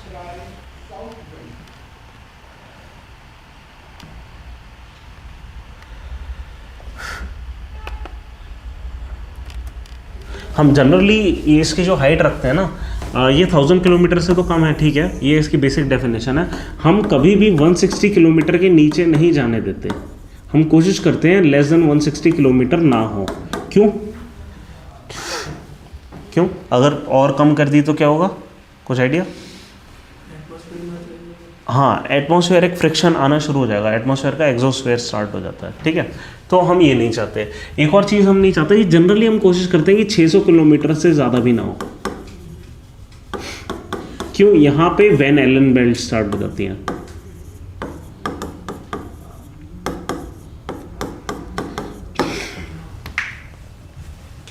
ठीक है। वैन एलन बेल्ट्स क्या होती हैं कि हमारा अर्थ का एक मैग्नेटोस्फेयर होता है, आपको पता है। अभी हम सन के बारे में भी थोड़ा बहुत पढ़ेंगे, बट अभी के लिए आप ये समझ लो कि अर्थ एक जाइंट मैग्नेट है ऑब्वियसली, ठीक है। और ये जाइंट मैग्नेट करते क्या है कि सन की तरफ से जो सोलर स्टॉर्म्स आती हैं, और इन सोलर स्टॉर्म्स में क्या होते हैं, बीटा पार्टिकल, जो भी वहाँ से डिके हो रहा है वो सारे पार्टिकल्स होते हैं, चार्ज पार्टिकल। आपको प्रोटियम भी मिल जाएगा P+, ठीक है। प्रोटियम माने हाइड्रोजन के आयंस, ठीक है। तो ये जितने भी आयंस हैं ये चार्ज होते हैं और मतलब काफ़ी स्पीड में आते हैं। अब ये करेंगे क्या कि हमारी जो मैग्नेट है वो क्या है, इसका साउथ पोल यहाँ है, नॉर्थ पोल वैसा है। अब ये जो moving charge particle are always affected by the magnetic field. तो होगा क्या, ये पार्टिकल्स यहाँ आने की जगह यूँ आएंगे पोल्स की तरफ से, ठीक है। तो होगा क्या कि एक तरीके से ये चीज़ जो है दो चीज़ काम करेगी, एक तो इनको रिपेल कर देगी और जिनको रिपेल नहीं कराए हमारा जो मैग्नेटोस्फेयर है वो इनको क्या करेगा, गाइड करेगा टुवर्ड्स पोल्स। और यहाँ पे हमें वो जिनको हम कहते हैं नॉर्दर्न लाइट्स, यहाँ पे हमें नॉर्दर्न लाइट्स मिलती हैं। फिर तो पोल्स को आप कैसे कर रहे हैं? एटमॉस्फेयर में नाइट्रोजन जो होती है उसके साथ रिएक्ट करके ग्रीन लाइट निकलती है, ऑक्सीजन के साथ करके वो पिंक लाइट निकलती है और अलग अलग किस्म की लाइट्स बनती हैं टॉक्सिक नहीं होती है? हैं एक्चुअली, बट पोल्स में कोई रहता नहीं है, अच्छी बात यह है, इसलिए कोई इतनी प्रॉब्लम नहीं है, जो आइस शीट वगैरह उनको कोई दिक्कत नहीं है? कोई दिक्कत नहीं होगी, ठीक है। अगर ये बहुत ज़्यादा ही तगड़ा आ रहा है बीम तो फिर हो सकता है ये हमारी जो मैग्नेटिज्म है उसको ओवरकम कर दे, ठीक है। और ये पॉसिबल है कि हमारी जो मैग्नेटिक फील्ड है वो टूट ही जाए और वो एक्चुअली सीधे भी आ जाए। हम ये कॉन्फिडेंस के साथ कह सकते हैं कि तब भी बहुत ज़्यादा हमारा नुकसान नहीं होगा, ठीक है। सोलर स्टॉर्म का जो सबसे बड़ा नुकसान है वो क्या है कि हमारा जो एटमॉस्फेयर है ना वो स्ट्रैप आउट होना शुरू हो जाता है। आप समझ रहे हैं कि अगर सोलर स्टॉर्म ज़्यादा आ गई, जैसे हमें पता है मार्स का एटमॉस्फेयर नहीं है उतना, क्यों नहीं है, क्योंकि उसका ग्रेविटी होने के बावजूद नहीं है, या वीनस का नहीं है। वीनस एक्चुअली, चलो वीनस का तो है, मार्स का नहीं है। मार्स का क्यों नहीं है, क्योंकि या मून का भी नहीं है, क्यों, क्योंकि उनके अंदर कोई मैग्नेटिक फील्ड नहीं है। तो जितनी भी सोलर स्टॉर्म आती हैं वो जो एटमॉस्फेयर है वो स्ट्राइप करके चली जाती हैं, ठीक है, वो एटमॉस्फेयर लेकर चली जाती हैं, ठीक है। हमारे पास है मैग्नेटिक फील्ड तो हमारा एटमॉस्फेयर प्रोटेक्टेड है, ठीक है। लेकिन ये जो स्ट्राइप आउट कर देती है एटमॉस्फेयर को, ये ऐसा नहीं है कि 1-2 साल का फिनोमेना है कि एकदम से हमारे मैग्नेटिक फील्ड चली गई 1-2 साल में चली जाएगी। क्यों, हमें ये कैसे पता, क्योंकि हमें पता है कि हमारी जो मैग्नेटिक फील्ड है हर कुछ मैनी लैक्स ऑफ ईयर में फ्लिप हो जाती है, नॉर्थ का साउथ हो जाता है, ठीक है। खुद वैसे जब ये फ्लिप होती है तो कुछ टाइम के लिए क्या है कि मैग्नेटिक फील्ड ख़त्म ही हो जाती है, वो पहले कोलैप्स करती है मैग्नेटिक फील्ड और फिर यूँ वापस आती है, इस टाइप का कुछ होता है। तो ये जो रिवर्सल साइकिल है ये मैनी थाउजेंड्स ऑफ ईयर लेता है, बट और हमें ये पता है कि ये पहले कई बार हो चुका है। बट जब भी हम फॉसिल रिकॉर्ड्स में जाते हैं ऐसा कभी हुआ नहीं है कि हमारा जो मतलब जो लाइफ है वो बीच में डिसरप्ट हो गई हो, ऑक्सीजन लेवल कम हो गया हो ड्रास्टिकली, कुछ कम होगा, कुछ अंतर पड़ेगा, पर ड्रास्टिकली रिड्यूस नहीं होता। विच मीन्स क्या है कि जब ये फ्लिप अगली बार भी होगा तो होगा नहीं कुछ प्रॉब्लम। विच मीन्स क्या है कि सोलर स्टॉर्म का जो मैग्नेटिक चार्ज पार्टिकल का आना है वो हमारे लिए प्रॉब्लम नहीं है। प्रॉब्लम क्या है, अगर फ्लिप होने के बाद दोबारा आई ही नहीं मैग्नेटिक फील्ड तो प्रॉब्लम है। फिर क्या है कि फिर सारा एटमॉस्फेयर है वो चला जाएगा, कुछ बचना नहीं है फिर, ठीक है। आई बात समझ। अब ये तो हो गई ये तो। अब क्या है कि ये जो मैग्नेटिक फील्ड है ना वो भी किस तरीके से काम करती है, ये ना कुछ बेल्ट्स बनाती हैं। इसी चीज़ को अगर मैं यहाँ पे बनाऊँ, ये जो मैग्नेटिक फील्ड है इसको फिर से हम अगर बनाएं तो यहाँ पे ना कुछ चार्ज्ड आयंस की बेल्ट होती है। मतलब हम कहते हैं ना एक्सोस्फेयर हमारा ऐसा है। अब वो एक्सोस्फेयर एक्चुअली है क्या कि एक्सोस्फेयर हर जगह पे सेम डेंसिटी वाला नहीं है, ठीक है। कई जगहों पे चार्ज पार्टिकल की डेंसिटी थोड़ी सी हायर होती है। ये एटमॉस्फेयर ही है, ऑलमोस्ट परफेक्ट वैक्यूम ही है, बस यहाँ पे चार्ज पार्टिकल ज़्यादा होते हैं, यहाँ पे चार्जेस ज़्यादा होते हैं, ठीक है। इसको कहते हैं फर्स्ट एलन बेल्ट, इसको कहते हैं सेकंड एलन बेल्ट। और ये जो फर्स्ट एलन बेल्ट है ये 600 किलोमीटर की हाइट पे आपको मिल जाती है। हम कोशिश करते हैं 600 के इस साइड ना जाए, ठीक है। क्यों, कम्युनिकेशन में थोड़ी सी प्रॉब्लम है। ऐसा नहीं कि हम नहीं जा सकते, हम जाते भी हैं, कम्युनिकेशन होता भी है, उतना अच्छा नहीं हो पाता। तो हम कोशिश क्या करते हैं 160 किलोमीटर से 600 किलोमीटर के बीच में रहें, ठीक है। इतनी बात समझे। जो बाय द वे जो सेकंड वैन एलन बेल्ट आती है उसकी हाइट मैं एक बार चेक कर लेता हूँ। हाँ, जो सेकंड वैन एलन बेल्ट है वो 58,000 किलोमीटर पे, वो बहुत ऊपर है, 58,000 किलोमीटर, ठीक है। तो वो हमारी जो जियो सिंक्रोनस ऑर्बिट है ना उसके भी बाहर है, ठीक है। तो जियो सिंक्रोनस में इतनी कोई प्रॉब्लम नहीं है, ठीक है। तो वैन एलन बेल्ट आप लिख लो थोड़ा सा, वैन एलन, ELLEN, मैंने स्पेलिंग लिखी है,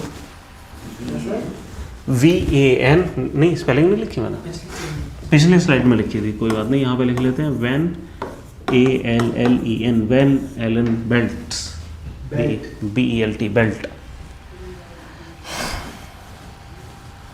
radiation belt of highly charge particles या high energetic charge particle, radiation belt of high energetic charge particles, most of which originate from solar winds.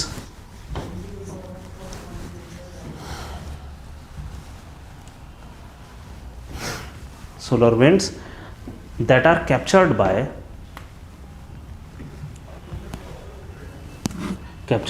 Earth's magnetosphere.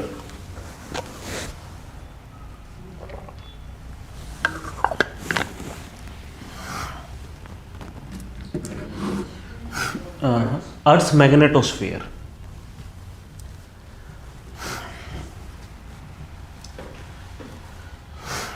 ठीक है।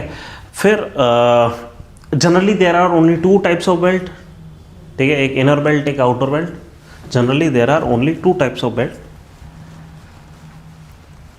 एक तो इनर बेल्ट एक outer belt.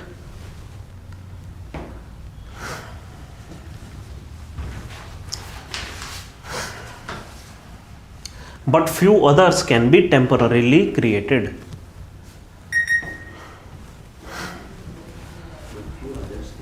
Temporarily created.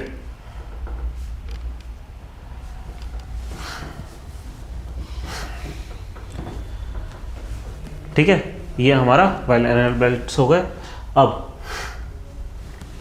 वापस यहाँ पर आते हैं, तो इस टाइप की है। इसी में एक और सिनेरियो होता है कि हम सन सिंक्रोनस ऑर्बिट बना दें इसको।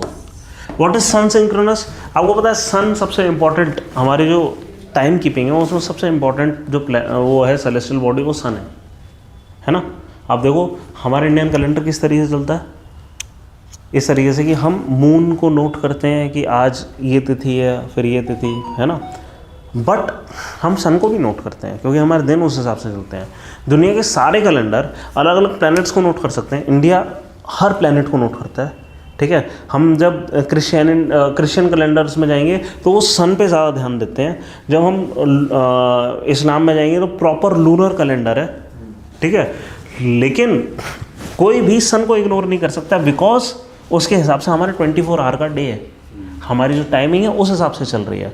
सन सिंक्रोनस ऑर्बिट क्या होता है कि दिन के सेम ही समय पे वो सैटेलाइट रिपीट हो उस जगह पे, ठीक है। अब देखो यहाँ पे एक चीज़ है कि अगर हमारा 84 किलोमीटर मान लो ये है, ठीक है, ऑर्बिट, ठीक है, 84 मिनट में वापस कोई चीज़ आ रही है, 84 मिनट बाद हमारा जो अर्थ है वो हल्का सा घूम चुका होगा बिकॉज अर्थ इटसेल्फ इज ऐसे, है ना, कि रोटेशन चल रही है हमारी। तो पहले जब सैटेलाइट गई होगी इस पॉइंट को स्कैन करके गई होगी, अगली बार जब ये सैटेलाइट आएगी तो ये वाला जो पॉइंट है ये यहाँ पहुँच चुका होगा, घूम कर जब आएगी अब वो इस चीज़ को स्कैन करेगी, ठीक है। अगली बार जब आएगी वो पॉइंट और यहाँ पे पहुँच चुका होगा, ये पॉइंट यहाँ पे पहुँच चुका होगा, अब ये इसको स्कैन करेगी, ठीक है। हम ये चाह रहे हैं कि पूरा जब 24 घंटा हो जाए तो ये वाला जो पॉइंट है इसको दोबारा स्कैन करें, ठीक है। अगर एग्जैक्टली सेम पॉइंट पे 24 घंटे बाद ओवरहेड आ जा रही है सैटेलाइट तो हम उसको क्या बोलेंगे, सन सिंक्रोनस, ठीक है। ये कब होगा, या तो आपका ऑर्बिटल पीरियड 90 मिनट हो, 1.5 घंटा, क्यों 1.5 घंटा करो, 24 का मल्टीपल आता है 1.5, 24 का मल्टीपल है ना 1.5, इसलिए 90 मिनट। और दूसरी कहाँ मिलेगी बताओ, सीसेट का क्वेश्चन हो गया ये, 180 में मिल सकती है, गुड, बट हम कह रहे हैं कि 127 से नीचे रहती है, 45, 84 से ऊपर रहती है, 120, क्या बात है, तुम्हारा सी सेट कब से अच्छा हो गया?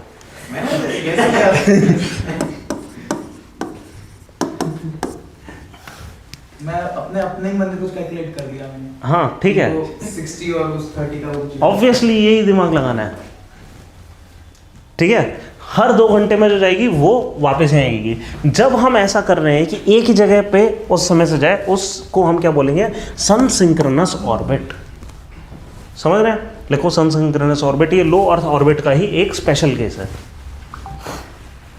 हम और भी बना सकते हैं एक्चुअली 15 मिनट के मल्टीपल पे। हम इन दोनों के बीच में भी कुछ ले सकते हैं, जैसे 105 मिनट पे भी ले सकते हैं। SYNCHRO, SYNCHRO NOUS, synchronous orbit, ठीक है। It is a nearly polar orbit,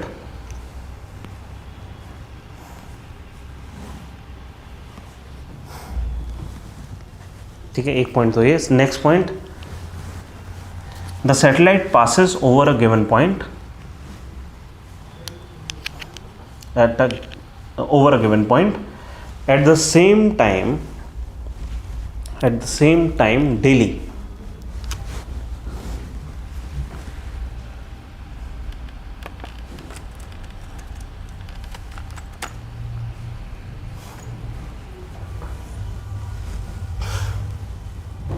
ठीक है, ये हो गई सन सिंक्रोनस ऑर्बिट।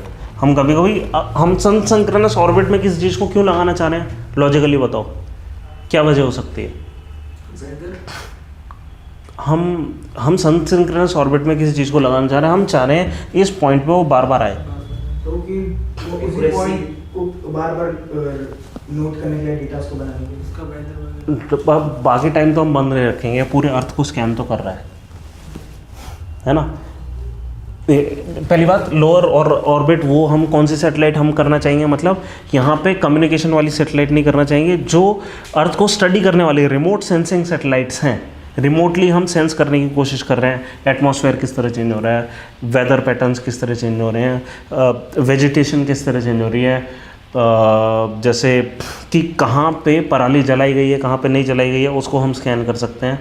हम ये स्कैन कर सकते हैं कहाँ पे इस समय कटाई हो गई है फसल की, कहाँ पे नहीं हुई है, फॉरेस्ट कहाँ पे काटे जा रहे हैं, वो सब स्कैनिंग हो जाएगी। ओशन करंट, साइक्लोन वगैरह सब कुछ रिमोट सेंसिंग से जो पॉसिबल है वो सब इमेजिंग हम इससे करते हैं। क्यों? इमेजिंग के लिए हम 35,000 किलोमीटर दूर नहीं जाएंगे जियोसेंट्रिक ऑर्बिट पे। गूगल भी इसको यूज़ करता है इसके लिए। यस, इसको यूज़ करा जाएगा, ठीक है। सबसे इंपॉर्टेंट सैटेलाइट्स होती हैं लो अर्थ ऑर्बिट वाली, एक्चुअली वो वाली नहीं होती, 24 घंटे वाली होती है। वो नेविगेशन में काम आ सकते हैं, कम्युनिकेशन में काम आती है, इसमें नहीं आती, ठीक है। अब हमें ये चाहिए, इसने जो भी पूरे दिन में यूँ डेटा नोट करा अलग अलग जगह पे जा जाके, हमें चाहिए वो सारा डेली हमें दे दे, क्योंकि ऊपर कंप्यूटर के पास इतनी स्पेस नहीं है कि वो सब स्टोर करके अपने पास रखे। तो हम क्या करते हैं, एक जगह पे जब वो पास करती है वो सारा डेटा भी ले लेते हैं। समझ रहे हैं? हमें भी तो ये करना है। नीचे जो एंटीना होते हैं वो यूं थोड़ी देर के लिए मूव करते हैं जब ऊपर स्काई से ये जा रही होती है सैटेलाइट, ठीक है। हमें मिल जाता है डेटा, डेटा ट्रांसफर हो जाता है, ठीक है। इसलिए ये इंपॉर्टेंट है कि हम एक, और प्लस क्या है कि हम एक ही जगह पर बार बार रिमोट सेंसिंग कर सकते हैं ना। हम हर घंटे के हिसाब से पैटर्न को चेंज कर सकते हैं। आपको पता है कि ये जो IMD है ना, वो अक्सर अपने मैप देती है, हर आधे घंटे में मैप देती है, हर 1 घंटे में मैप देती है, हमेशा मैप नहीं देती। क्यों? वो भी किसी किस्म की रिमोट सेंसिंग कर रहे हैं। अब ये कई सारे बैंड होते हैं, S बैंड, KU बैंड, कई सारे किस्म के बैंड होते हैं अलग अलग रेंज में। बट हाँ, और ये ज़्यादातर या तो हाई एनर्जी रेडियो वेव्स होती हैं या फिर माइक्रोवेव्स वगैरह भी हम यूज़ कर लेते हैं, ठीक है। क्योंकि रेडियो वेव्स की प्रॉब्लम होती है, वो कभी कभी रिफ्लेक्ट करती है ना, इसलिए हम रेडियो वेव इतना यूज़ नहीं करना चाहेंगे, ठीक है। ये हो गया। फिर आते हैं सन जियोसिंक्रोनस ऑर्बिट। अगला पॉइंट लिखो, जियोसिंक्रोनस ऑर्बिट। इसके लिए एक और पेज बनाना पड़ेगा, GSO।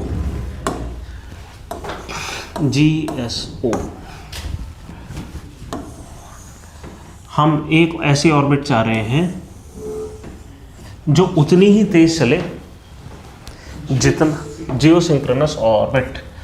ठीक है, हम एक ऐसा चाह रहे हैं जो उतनी ही तेज चले सैटेलाइट जितने की तेज अर्थ रोटेट कर रही है। ऐसा क्यों चाह रहे हैं हम, ऐसा क्यों चाहेंगे, ऐसा करना क्यों चाहेंगे? मान लो ये है हमारा इक्वेटर, ठीक है, और यहाँ अर्थ का वो इंडिया यहाँ पर है, ऐसा करके कुछ है, इस लैटिट्यूड के आसपास पड़ता है इंडिया। हम ये चाह रहे हैं कि ये जो है ना यहाँ पे हमेशा कम्युनिकेशन बना रहे, समझ, इंडिया के ऊपर ही रहे। ठीक है, अगर हम कोई ऐसी चीज़ चाह रहे हैं उसको हम कहेंगे जियो सिंक्रोनस। ठीक है, अब यहाँ पे पड़ी हुई सैटेलाइट को, एक्चुअली यहाँ पे ये जो मैंने बनाया ना, ये जियो स्टेशनरी बनाया, और जो टाटा स्काई है ना वो जियो स्टेशनरी सैटेलाइट से कम्युनिकेशन ले रहा है।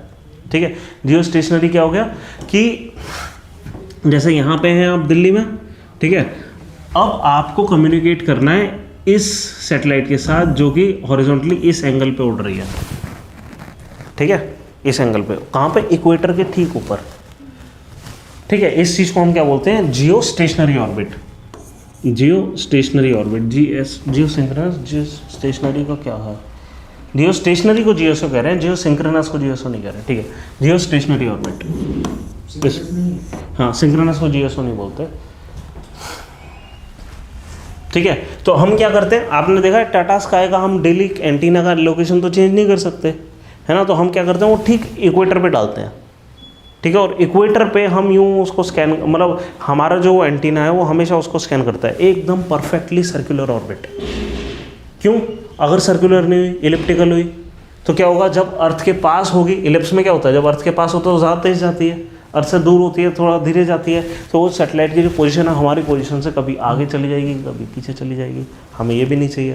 तो जियो स्टेशनरी ऑर्बिट क्या होती है, perfectly circular, perfectly circular orbit होती है। ठीक है, फिर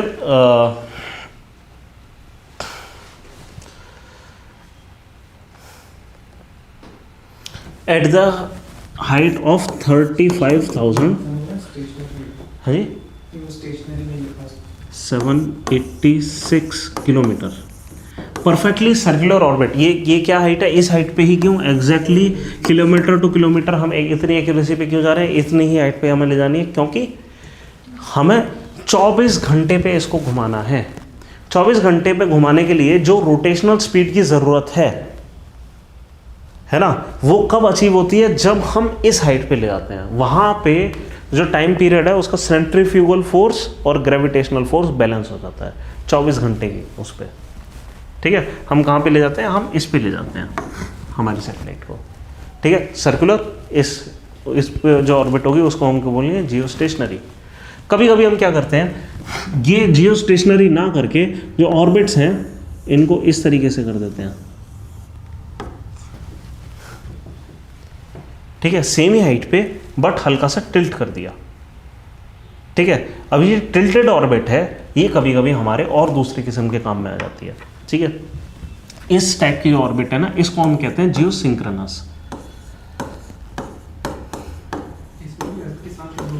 हाँ, हम ये तो चाह रहे हैं कि ये 24 घंटे हम इसको देख पाएँ सैटेलाइट को, बट इससे कोई मतलब नहीं है कभी ऊपर चली जाए कभी नीचे चली जाए।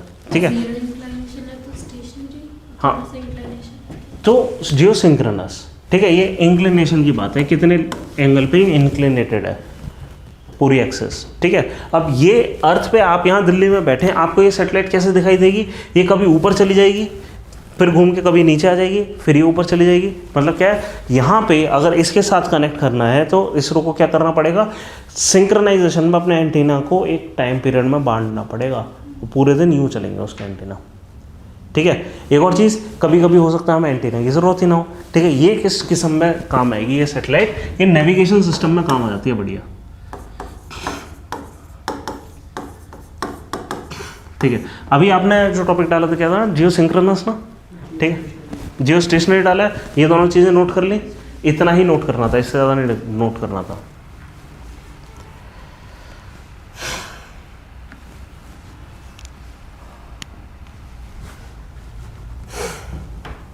ठीक है, these orbit are always posigrade।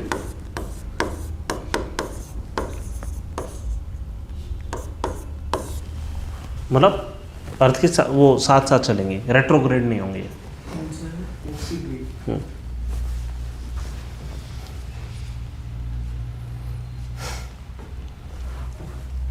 ठीक है, यहाँ पे हम किस टाइप की सैटेलाइट डालेंगे, जो भी कम्युनिकेशन हमें करनी हो वो वाली सैटेलाइट डालेंगे। लो अर्थ ऑर्बिट में हमने कौन सी डाली थी, कौन सी सैटेलाइट डाली थी लो अर्थ में, मैपिंग वाली, जो कि रिमोट सेंसिंग कर रही है, ठीक है वो वाली।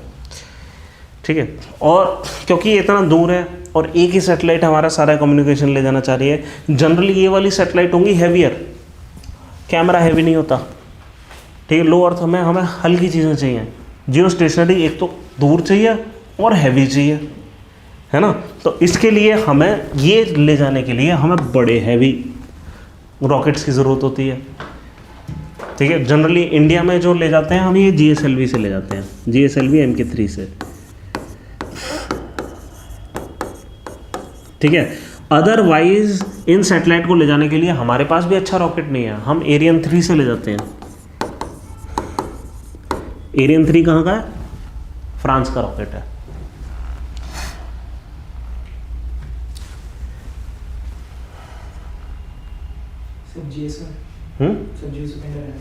हाँ, ये सब इसके अंदर है। अब ये हो गई कम्युनिकेशन।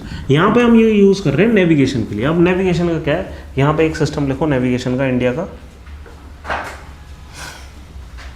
अच्छा, कभी कभी क्या है, सैटेलाइट ख़राब हो जाती हैं, उनके अंदर थोड़ा सा हम फ्यूल छोड़ कर रखते हैं सैटेलाइट में, कि उनके इंटरनल जो वो रॉकेट्स हैं वो चलें और हम उसको जंक कर दें। और हम जंक करने के लिए क्या करते हैं, इससे ठीक 100 किलोमीटर ऊपर एक और ऑर्बिट होती है, इसको हम ग्रेवयार्ड ऑर्बिट बोलते हैं। कि जैसे ही सैटेलाइट ख़राब हुई हम क्या करते हैं, थ्रस्टर चलाते हैं, 100 किलोमीटर ऊपर ले जाकर पार्क कर देते हैं। और वो 100 किलोमीटर ऊपर ले जाकर क्या है कि उसका सेंट्रीफ्यूगल फोर्स इतना हो चुका होता है कि वो धीरे धीरे आउट ऑफ ऑर्बिट चलती चली जाती है और फिर बाहर चली जाएगी इवेंचुअली। ठीक है, तो स्पेस जंक ऑर्बिट में नहीं रहेगा, वो धीरे धीरे बाहर हो जाएगा। कहाँ जाएगा? स्पेस तो है, वो वॉयेजर बन गया, फिर उसकी जर्नी कहाँ समाप्त होगी हमें नहीं पता। हाँ नहीं, वो वॉयेजर तो ये इतना धीरे जाएगा, ज़्यादातर केसेस में क्या हो जाएगा कि अर्थ की ऑर्बिट को छोड़ देगा, फिर सन की ऑर्बिट में आ जाएगा और फिर वो जनरली स्पेस में, वो सन में ही घुस जाना है, उसको बचना नहीं है। ठीक है, तो चलो। अच्छा हाँ, अब ये जो जियो सिंक्रोनस ऑर्बिट है, अब ये कौन सी ऑर्बिट हो गई कि आप इस तरीके से देख पा रहे हैं सैटेलाइट को होते हुए, इस तरीके से भी नहीं, इस तरीके से।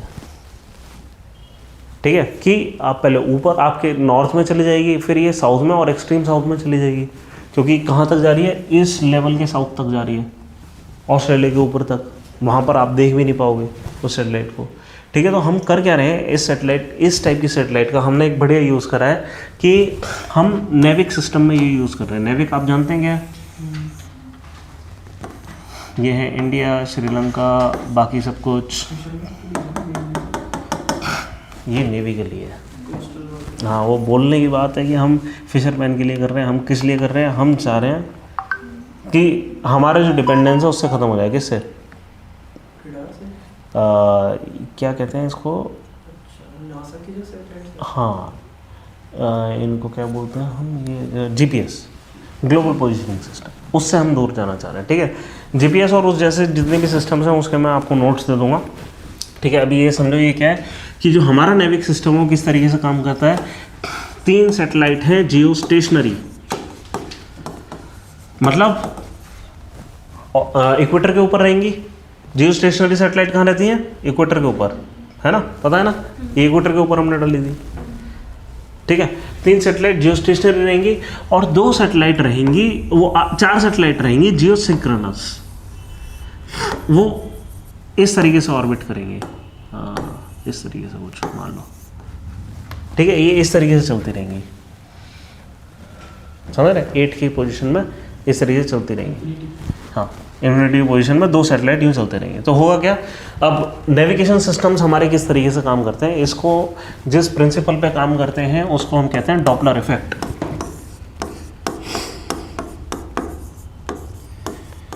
डॉपलर इफेक्ट क्या था बताओ, बेसिक साइंस पढ़ी थी हमने। जब कोई वेव हमारे पास आती है तो फ्रीक्वेंसी बढ़ जाती है, और जब दूर जाती है घट जाती है।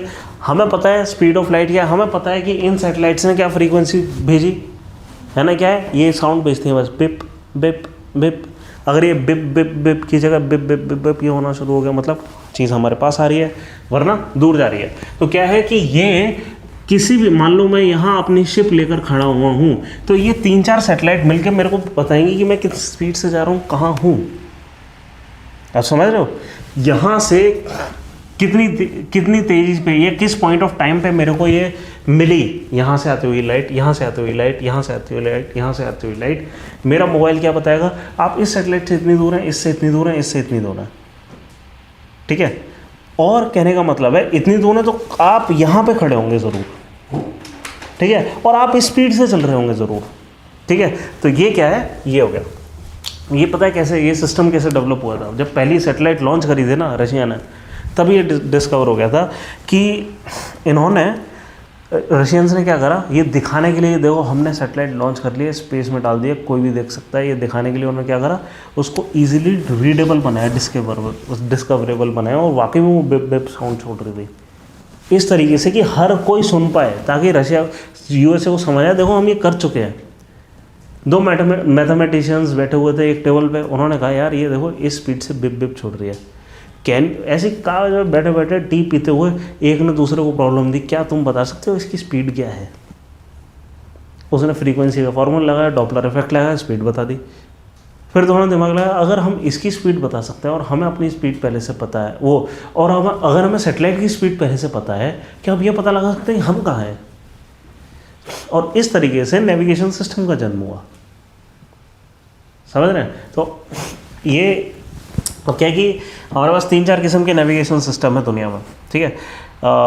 एक, आप कुछ नेविगेशन सिस्टम्स के नाम लिखो दुनिया के जो हैं, ये समझ आ गया नेविगेशन सिस्टम क्या है, ठीक है। इस तो सबसे पहला नाम तो है IRNSS हमारा, ठीक है, NSS।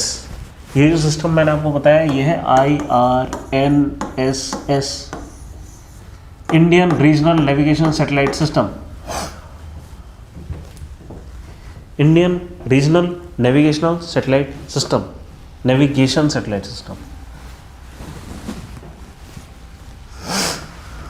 ठीक है। ये है क्या, ये it is a constellation of Indian regional navigation satellite system. It is a constellation of 7 satellites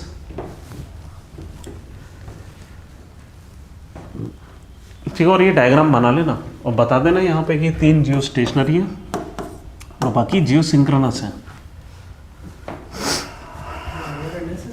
हाँ जी, ये IRNSS बनाया मैंने, यही नेविक है। हाँ, जब अब हमने ये करा कि ये है क्या, पूरे सिस्टम की इंडियन स्पेस के अंदर हमें हमारी लोकेशन देता है। हमने ये करा क्यों, क्योंकि हमारी जो मिसाइल्स थी, हमारा जो नेविगेशन था, वो सब कुछ GPS पे डिपेंड करता है, ठीक है। और GPS ओपन सोर्स कर रखा है USA ने, ताकि हर कोई उस पर रिलाय हो जाए। हम रिलाय हो गए। सबसे बड़ा नुकसान कब हुआ, जब कारगिल का युद्ध हुआ, ठीक है। उन्होंने क्या करा, एकदम से अपने जो GPS की सैटेलाइट्स हैं वो इंडियन सब कॉन्टिनेंट के ऊपर उनकी एक्यूरेसी डिम कर दी। जब डिम कर दी तो हमें हुई प्रॉब्लम। उसी समय मतलब जो रिपोर्ट्स बनी, कारगिल के युद्ध इतना डिले क्यों हो गया और बेटर एफिशिएंसी के साथ हम कैसे लड़ सकते थे, ये जब रिपोर्ट्स बनी तो उसमें निकल कर आया हमें अपना नेविगेशन सिस्टम चाहिए, हमें कभी भी उन पर रिलाय नहीं होना चाहिए, ठीक है। तो अब हमारी सारी मिसाइल्स इसको यूज़ कर रही हैं। हाँ जी, कि जो हमने सैटेलाइट्स की कॉन्स्टेलेशन बना दी ऊपर, तो हम जो जैसे लेते हैं एंटीना से कम्युनिकेशन, USA लगा दे कहीं पे अपने एंटीना उनकी, हाँ उनको भी हमारे सैटेलाइट से कम्युनिकेशन मिलेगा, हाँ मिल जाएगा। हम तो कह रहे हैं हमारे ऊपर रिलाय करें। तो हमारा डेटा नहीं चुरा सकते? डेटा नहीं चुरा रहा कोई, वो खाली ब्लिप रीड कर रहा है। ये डिज़ाइन ही इसलिए, इसके अलावा कुछ रीड नहीं हो सकता, सिर्फ इतना ही रीड हो सकता है। कि मतलब वो हमारी शिप्स की लोकेशन नहीं पता कर सकते? नहीं, वो अपनी लोकेशन पता कर सकते हैं इससे, ठीक है। और हम चाहेंगे कि हम ये कॉन्स्टेलेशन पूरे अर्थ पे ले आएं, जैसे कि GPS ने करा है ना। वो क्या कर रहे हैं, वो ऐसे मतलब उन्होंने इस टाइप की भी जियो सिंक्रोनस ऑर्बिट्स पे सारे डाल दिया। पूरे अर्थ पे चल रहा है। उनकी जो कॉन्स्टलेशन आई थिंक 24-28 कुछ सैटेलाइट्स हैं, उससे चला पा रहे हैं। ठीक है। अब ये क्या है कि हमारी नंबर ऑफ सैटेलाइट कम है, लेकिन इसकी जो एक्यूरेसी है और ज़्यादा है। आई थिंक जीपीएस की एक्यूरेसी 10 मीटर होती है, इसकी 6 मीटर के आसपास थी जितना मेरे को याद है। ये हम अपने लिए या फिर पूरा सबकॉन्टिनेंट यूज कर सकते हैं? सबको, हर कोई यूज़ कर सकता है। ये जितने भी सिस्टम्स होते हैं हर कोई यूज़ कर सकता है। रशिया का सिस्टम हर कोई यूज़ कर सकता है, फ्रांस, पाकिस्तान भी कर सकता है। ठीक है ना। तो ठीक है। हाँ, इसकी प्राइमरी कवरेज एरिया लेसन, अच्छा इसका जो इसके ना 2 कवरेज एरियाज है। एक तो है प्राइमरी कवरेज एरिया, ठीक है, वो इस टाइप का कुछ है। यहाँ पे इसकी जो एक्यूरेसी है वो 6 मीटर के आसपास आ रही है, और जो सेकेंडरी कवरेज एरिया है वो ये है। यहाँ पे इसकी जो एक्यूरेसी है वो ग्रेटर देन 20 मीटर आ रही है।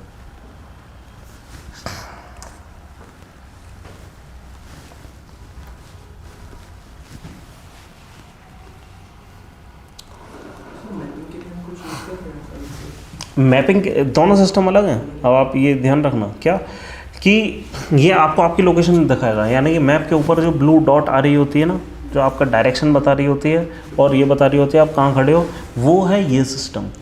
अब इसको आप सुपर इम्पोज करोगे उस डेटा के ऊपर जो कि रिमोट सेंसिंग से आया है। दोनों मैप को ऊपर एक के ऊपर एक डालोगे तो आपको पता लगेगा आप इस रोड पे खड़े हो। हम मैपिंग नहीं कर रहे हैं उतनी, हम रिमोट सेंसिंग तो बहुत कर रहे हैं। हम ये बता देते हैं कि एक जो लैंड है कितनी तेज़ी से सबसाइड कर रहा है और ये सब, ठीक है। हम कंप्लीटली डिपेंडेंट है गूगल के मैप्स के ऊपर। उन्होंने अपनी सैटेलाइट छोड़ी है मैपिंग के लिए। कोई और कंपनी कभी भी आकर इंडिया में अपनी सैटेलाइट छोड़ सकती है, कोई दिक्कत तो है नहीं, है ना। ठीक है, चलो। अच्छा हाँ, ये तो इंडिया का सिस्टम हो गया। फिर नेक्स्ट लिखो दुनिया का सिस्टम सबसे इम्पोर्टेंट कौन से हैं। एक है जीपीएस, ग्लोबल पोजिशनिंग सिस्टम। इसके बारे में आपको पता ही है, हर कोई यूज़ करता है। कौन सी कंपनी, कौन सी कंट्री का है ये सिस्टम? कौन सा? GPS, USA, right, global positioning system. फिर एक है GLONASS, GLONASS, GLONASS, Russia.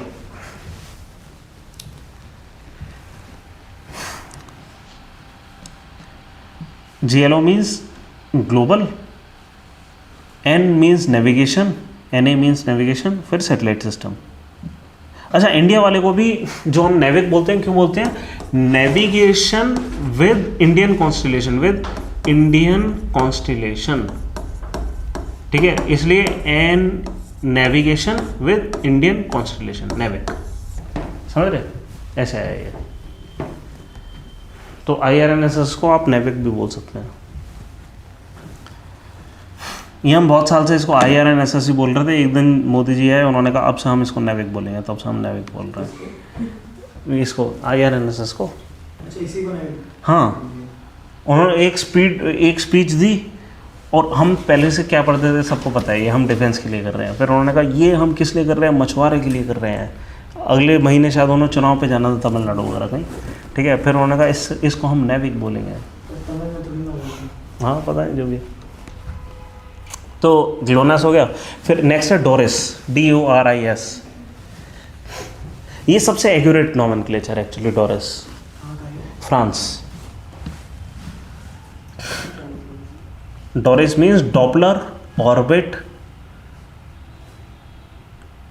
ऑर्बिटोग्राफी, sorry, Doppler orbitography and radio positioning,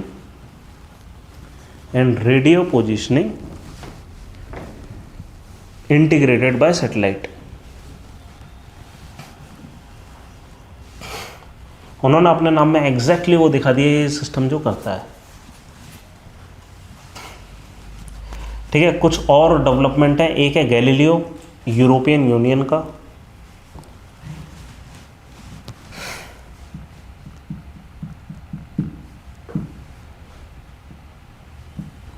अच्छा, ग्लोबल लेवल पे सिर्फ दो ही हैं, रशियन एंड यूएस का, ठीक है। हमारा ग्लोबल नहीं है, हमारा तो रीजनल है। इंडियन रीजनल लिखा हुआ है यहीं पे नाम में ही है। सिर्फ रशियंस, और कोई यूज़ नहीं कर रहा। ग्लोबल बोल दिया। हाँ ठीक है, ये हो गया। फिर गैलीलियो आपने लिख दिया यूरोपियन यूनियन का। फिर चाइना का है बाइडू, BEIDOU, चाइना का बाइडू है। ठीक है, फिर जापान भी अपना कुछ करने की कोशिश कर रहा है, ये भी रीजनल कवरेज होगा, उसका नाम नहीं लिखा हमने। बस यही है।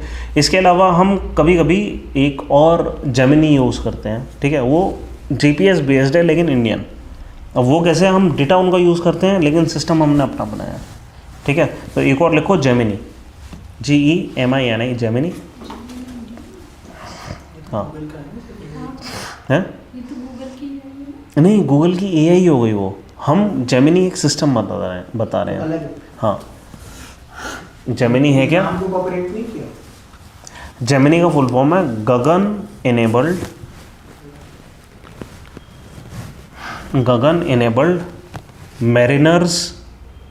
मरीन होते हैं ना, mariners instrument for navigation and information,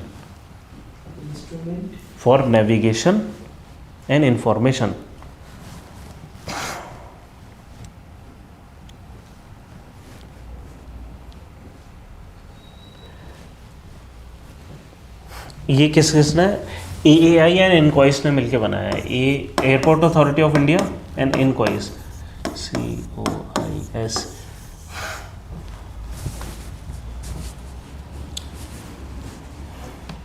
इनक्वाइस क्या होता है? Indian national centre for ocean information service.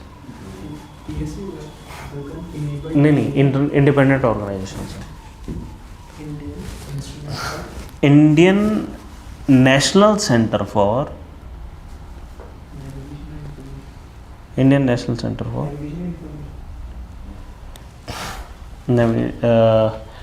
Ocean information system.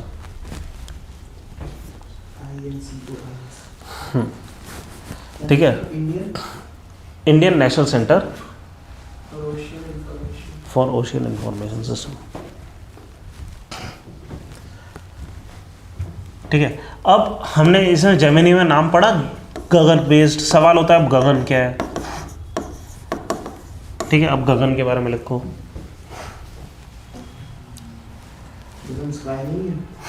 हाँ, गगन है GPS एडेड, यस, ये है GPS एडेड, क्योंकि पहले गगन आया था। GPS एडेड, GPS भी फुल फॉर्म है ना? हाँ GPS भी फुल फॉर्म है। GPS aided geo augmented navigation,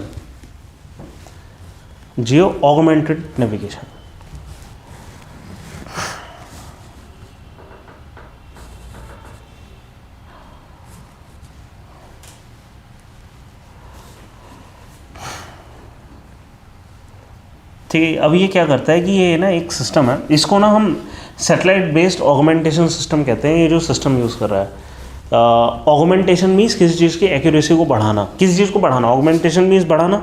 ठीक है, हम क्या कर रहे हैं, इसकी एक्यूरेसी को बढ़ा रहे हैं। हम क्या कर रहे हैं कि जो GPS की सैटेलाइट है ना, उसके साथ कम्युनिकेट कर रहे हैं किसी तरीके से। क्या कर रहे हैं कि इस सिस्टम को लिखो augmentation system. It is an augmentation system. GAGAN क्या? Satellite based augmentation system.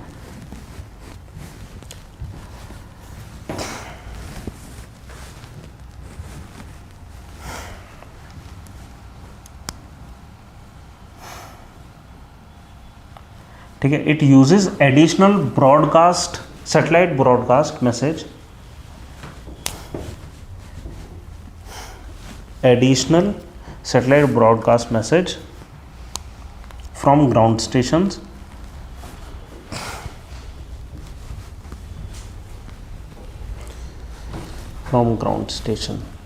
ठीक है, हम क्या कर रहे हैं, GPS की सैटेलाइट में कुछ कम्युनिकेशन मैसेज है। हमारी जो कम्युनिकेशन सैटेलाइट है वो भी तो कम्युनिकेट कर सकती हैं। तो हमने क्या करा, उनकी GPS की सैटेलाइट ली, उसमें अपनी कुछ कम्युनिकेशन सैटेलाइट ऐड कर दी, इन दोनों को ऑगमेंट कर दिया और ज़्यादा एक्यूरेसी आ गई लोकेशन में। फुल फॉर्म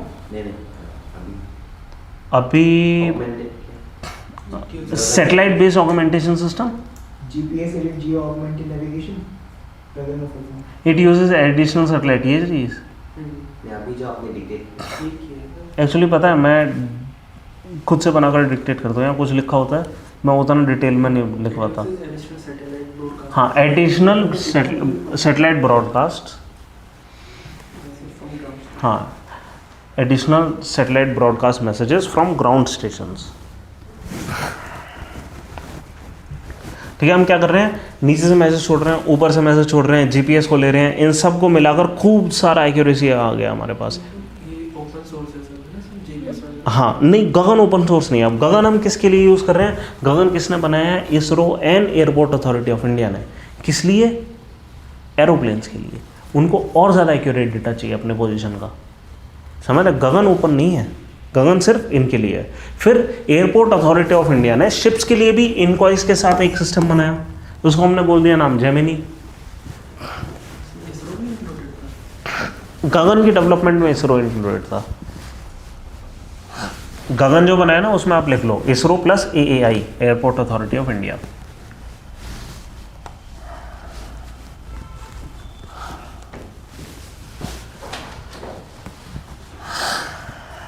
ठीक है जी, डन हो गया ये। ठीक है, नेक्स्ट होते हैं, ये हो गई हमारी जियोसिंक्रोनस, जियो स्टेशनरी ऑर्बिट। ठीक है, ये हमारी सारी ऑर्बिट्स हो गई। अब हम आते हैं डेवलपमेंट ऑफ रॉकेट्स के ऊपर।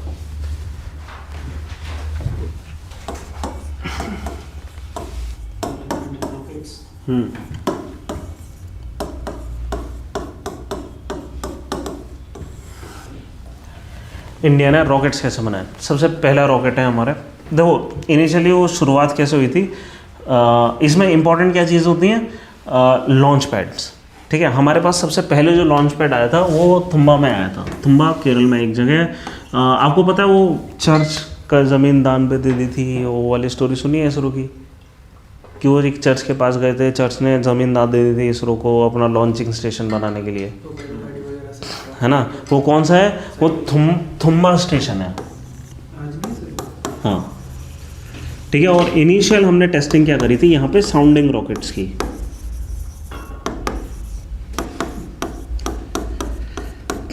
ठीक है, साउंडिंग रॉकेट सिंपल प्रिंसिपल पे चलते हैं। एक बढ़िया सा सॉलिड प्रोपेलेंट फ्यूल होता है बीच में, ठीक है, और इसके बीच में हम क्या करते हैं, खूब सारी यहाँ पे इसको जलाते हैं, फ्यूल प्लस ऑक्सीडाइजर सब मिक्स होकर उसमें होता है। ठीक है, जब आप इसमें इग्नाइट करोगे तो यहाँ बीच में से ये मतलब जल के भागेगा। हमारे जो नॉर्मल रॉकेट्स होते हैं उसको एफिशिएंट हम कर देते हैं, साउंडिंग रॉकेट हो गए। ठीक है, तो हमने मतलब सॉलिड फ्यूल होता है इसके अंदर। ठीक है, सॉलिड फ्यूल को जलाया, वो चीज़ ऊपर गई। ठीक है, हम इनिशियली इनका नाम था M100 साउंडिंग रॉकेट, इसका नाम था। जो इनिशियल जो हमने रॉकेट्स यहाँ पे यूज़ करने शुरू करे, M100 साउंडिंग रॉकेट। ठीक है, ये फ्लो चार्ट बनाते रहना। M100 साउंडिंग रॉकेट, हाँ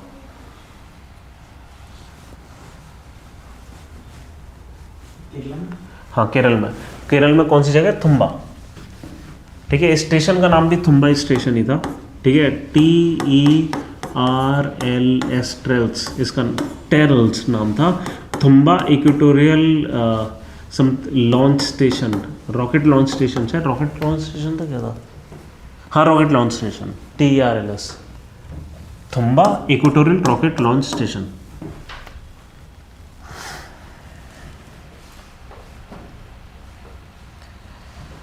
ठीक है, कब हम कर रहे थे, 1960s के हमारे एक्सपेरिमेंट थे। ठीक है, और बहुत टाइम तक हम बहुत छोटी छोटी लीप्स ले रहे थे, हम बहुत ज़्यादा। हम क्या कर रहे थे यहाँ पे एक्चुअली, पता है क्या, इन रॉकेट्स के साथ हम ये नहीं कर रहे थे कि हम रॉकेट एक्चुअली टेस्ट कर रहे थे। हम क्या कर रहे थे, इनके ऊपर छोटे छोटे कम्युनिकेशन इक्विपमेंट ले जाकर ऊपर उनको टेस्ट कर रहे थे कि रॉकेट जब ऊपर जाएगा उसके साथ हम कम्युनिकेट कैसे करेंगे। कि अब मतलब उस समय कंप्यूटर्स उतने अच्छे थे नहीं, है ना, ग्राउंड बेस्ड कम्युनिकेशन होना था वो सारा। ठीक है, तो हम एक्चुअली अपने बाकी के इक्विपमेंट टेस्ट कर रहे थे, इसका जायरो सेंसर्स टेस्ट कर रहे थे। जायरो आप समझते हैं क्या होता है, जायरोस्कोपिक प्रोसेशन सुना या जायरोस्कोप सुना है क्या होता है? जायरो क्या होता है कि एक इस तरीके की डिस्क होती है, ठीक है, जो कि इसके अराउंड हम स्पिन कर रहे हैं। ऐसे बनाते हैं यार, ऐसे नहीं, ऐसे, अब आपको समझ आएगा। ये इस टाइप की स्पिनिंग डिस्क होती है। ओके, एक बार आपने इसको स्पिन करना शुरू कर दिया, लट्टू हो गया। लट्टू गिरता क्यों नहीं है? क्योंकि वो जायरोस्कोप है। अब क्या है कि इसको कहते हैं अब एंगुलर मोमेंटम का कंजर्वेशन। हमने बताया था कि कोई भी मोशन है वो अपने स्टेट ऑफ मोशन में ही रहना चाहता है। जो एंगुलर मोमेंटम है उस केस में भी वो अपने मोशन में ही रहना चाहेगा, ठीक है। अब ये गिरना नहीं चाहेगा। क्यों नहीं गिरना चाहेगा? क्योंकि इसमें कुछ पार्टिकल इस डायरेक्शन में, कुछ इस डायरेक्शन में, कुछ इसमें, कुछ इसमें, वो सब वही मोशन को मेंटेन करना चाह रहे हैं, ठीक है। लीनियर मोमेंटम का जो कंजर्वेशन है वो एंगुलर मोमेंटम में भी कन्वर्ट होता है, रोटेशनल मोमेंटम में भी, ठीक है। तो ये कोई भी चीज़ गिरती नहीं है जो स्पिन हो रही होती है आसानी से। इसका बड़ा अच्छा इस्तेमाल हम कर सकते हैं। जैसे अगर इस पूरी निडल को हमने एक वैक्यूम चेम्बर में मान लो सस्पेंड कर दिया मैग्नेटिक फील्ड के साथ, ठीक है। अब होगा क्या, जब इस पूरे कॉन्ट्रैक्शन को हम यूं रोटेट करेंगे तो भी ये यूं ही रहेगा, है ना। इसका मतलब क्या है कि अगर इसको नेविगेशन में हम यूज़ करें, बड़ा मज़ेदार है कि फ़्लाइट है। अब फ्लाइट क्या है कि कभी कभी रात में पता नहीं लग पाता कि ये यूं चल रही है या यूं चल रही है या नीचे जा रही है, क्या नहीं पता लगता। जायरोस्कोप का यूज़ करो, इमीडिएटली पायलट को पता लग जाएगा अब ये गलत डायरेक्शन में जा रहा है, हॉरिजॉन्टल नहीं है प्लेन। समझ रहे हैं? अगर कुछ नहीं दिखाई दे रहा, आप बादलों में हैं, आप अंधेरे में हैं, कैसे भी हैं, आपको पता होगा कि प्लेन हॉरिजॉन्टल है। ये क्या होता है, कैसे यूज़ करते हैं हम इसको? कहते हैं हम जायरोस्कोप। जी, छोटे से निडल होती है, उसको हम कर लेते हैं। वहाँ पे कई सारे मीटर लगे होते हैं ना उसके पास, है ना, उसमें 2-3 जायरोस्कोप होते हैं, ठीक है। पहले इस टाइप के जायरोस्कोप होते थे, इनको हम कहते थे मैकेनिकल जायरोस्कोप,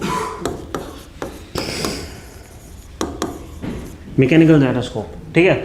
दूसरा अब क्या आते हैं, अब आते हैं रिंग बेस्ड जायरो। ये लिख लो, जायरोस्कोप बेस्ड, GYRO,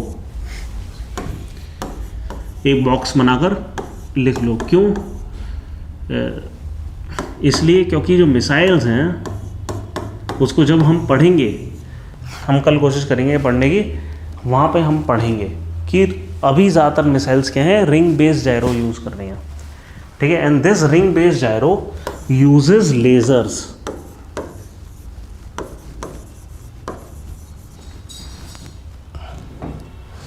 ठीक है। तो इनका जो प्रिंसिपल होता है वो इस टाइप का होता है कुछ, कि ये क्या करते हैं, रिलेटिविटी का यूज़ करते हैं कि एक रिंग होती है, उसमें दोनों साइड से लाइट पास करी जाती है। अब क्या है कि अगर आप किसी एक्सेलरेटेड फ्रेम में, आपको पता है लाइट की स्पीड फ्रेम डिपेंडेंट नहीं होती है, हमेशा वो सेम रहती है ना। तो क्या होगा कि अगर आप किसी एक्सेलरेटेड फ्रेम में होंगे तो वहाँ पे कुछ माइन्यूट स्क्वीजिंग हो जाएगी, है ना। तो क्या होगा कि एक इंटरफेरेंस पैटर्न जनरेट होगा, है ना। उस इंटरफेरेंस, आपको याद है ना मैंने क्या बताया था कि अगर हल्का सा भी कोई चीज़ स्क्वीज हो गई या बढ़ गई तो उससे क्या होगा कि जब लाइट इंटरेक्ट करेगी तो उसमें एक पैटर्न जनरेट होता है ना। तो ये जो लेज़र बेस्ड जायरो हैं वो उस चीज़ का यूज़ करते हैं, ये पता लगाने के लिए कि आप किस डायरेक्शन में एक्सेलरेट कर रहे हैं, ठीक है। इन्हीं किसी चीज़ का, इनफैक्ट आपका जो मोबाइल है, आपने कभी वैसे वाले गेम खेले हैं जिसमें आप आगे करते हैं तो व्हीकल आगे जाता है, यूँ साइड करते हैं तो ये हो जाता है, ये इसको कैसे पता है ये हॉरिजॉन्टल है कि क्या है?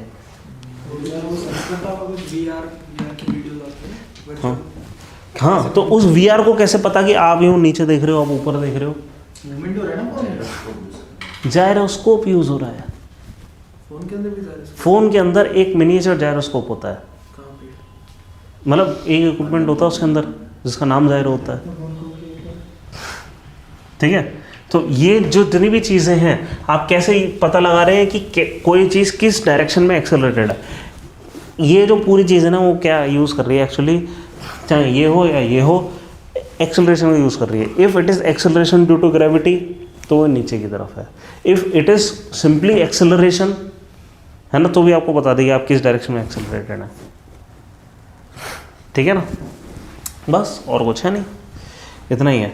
कल हम करते हैं लॉन्च व्हीकल्स और DRDO जितनी मिसाइल्स हैं वो सब करते हैं, है ना, और एक छोटा सा सैटेलाइट का हम ऊपर हम कर लेंगे। आज हमने वैसे करा क्या क्या, आज मैंने कोशिश करी तेज़ी से हम ज़्यादातर चीज़ें कवर कर लें, ठीक है। कल हमें सन वगैरह के बारे में भी कर रहे हैं,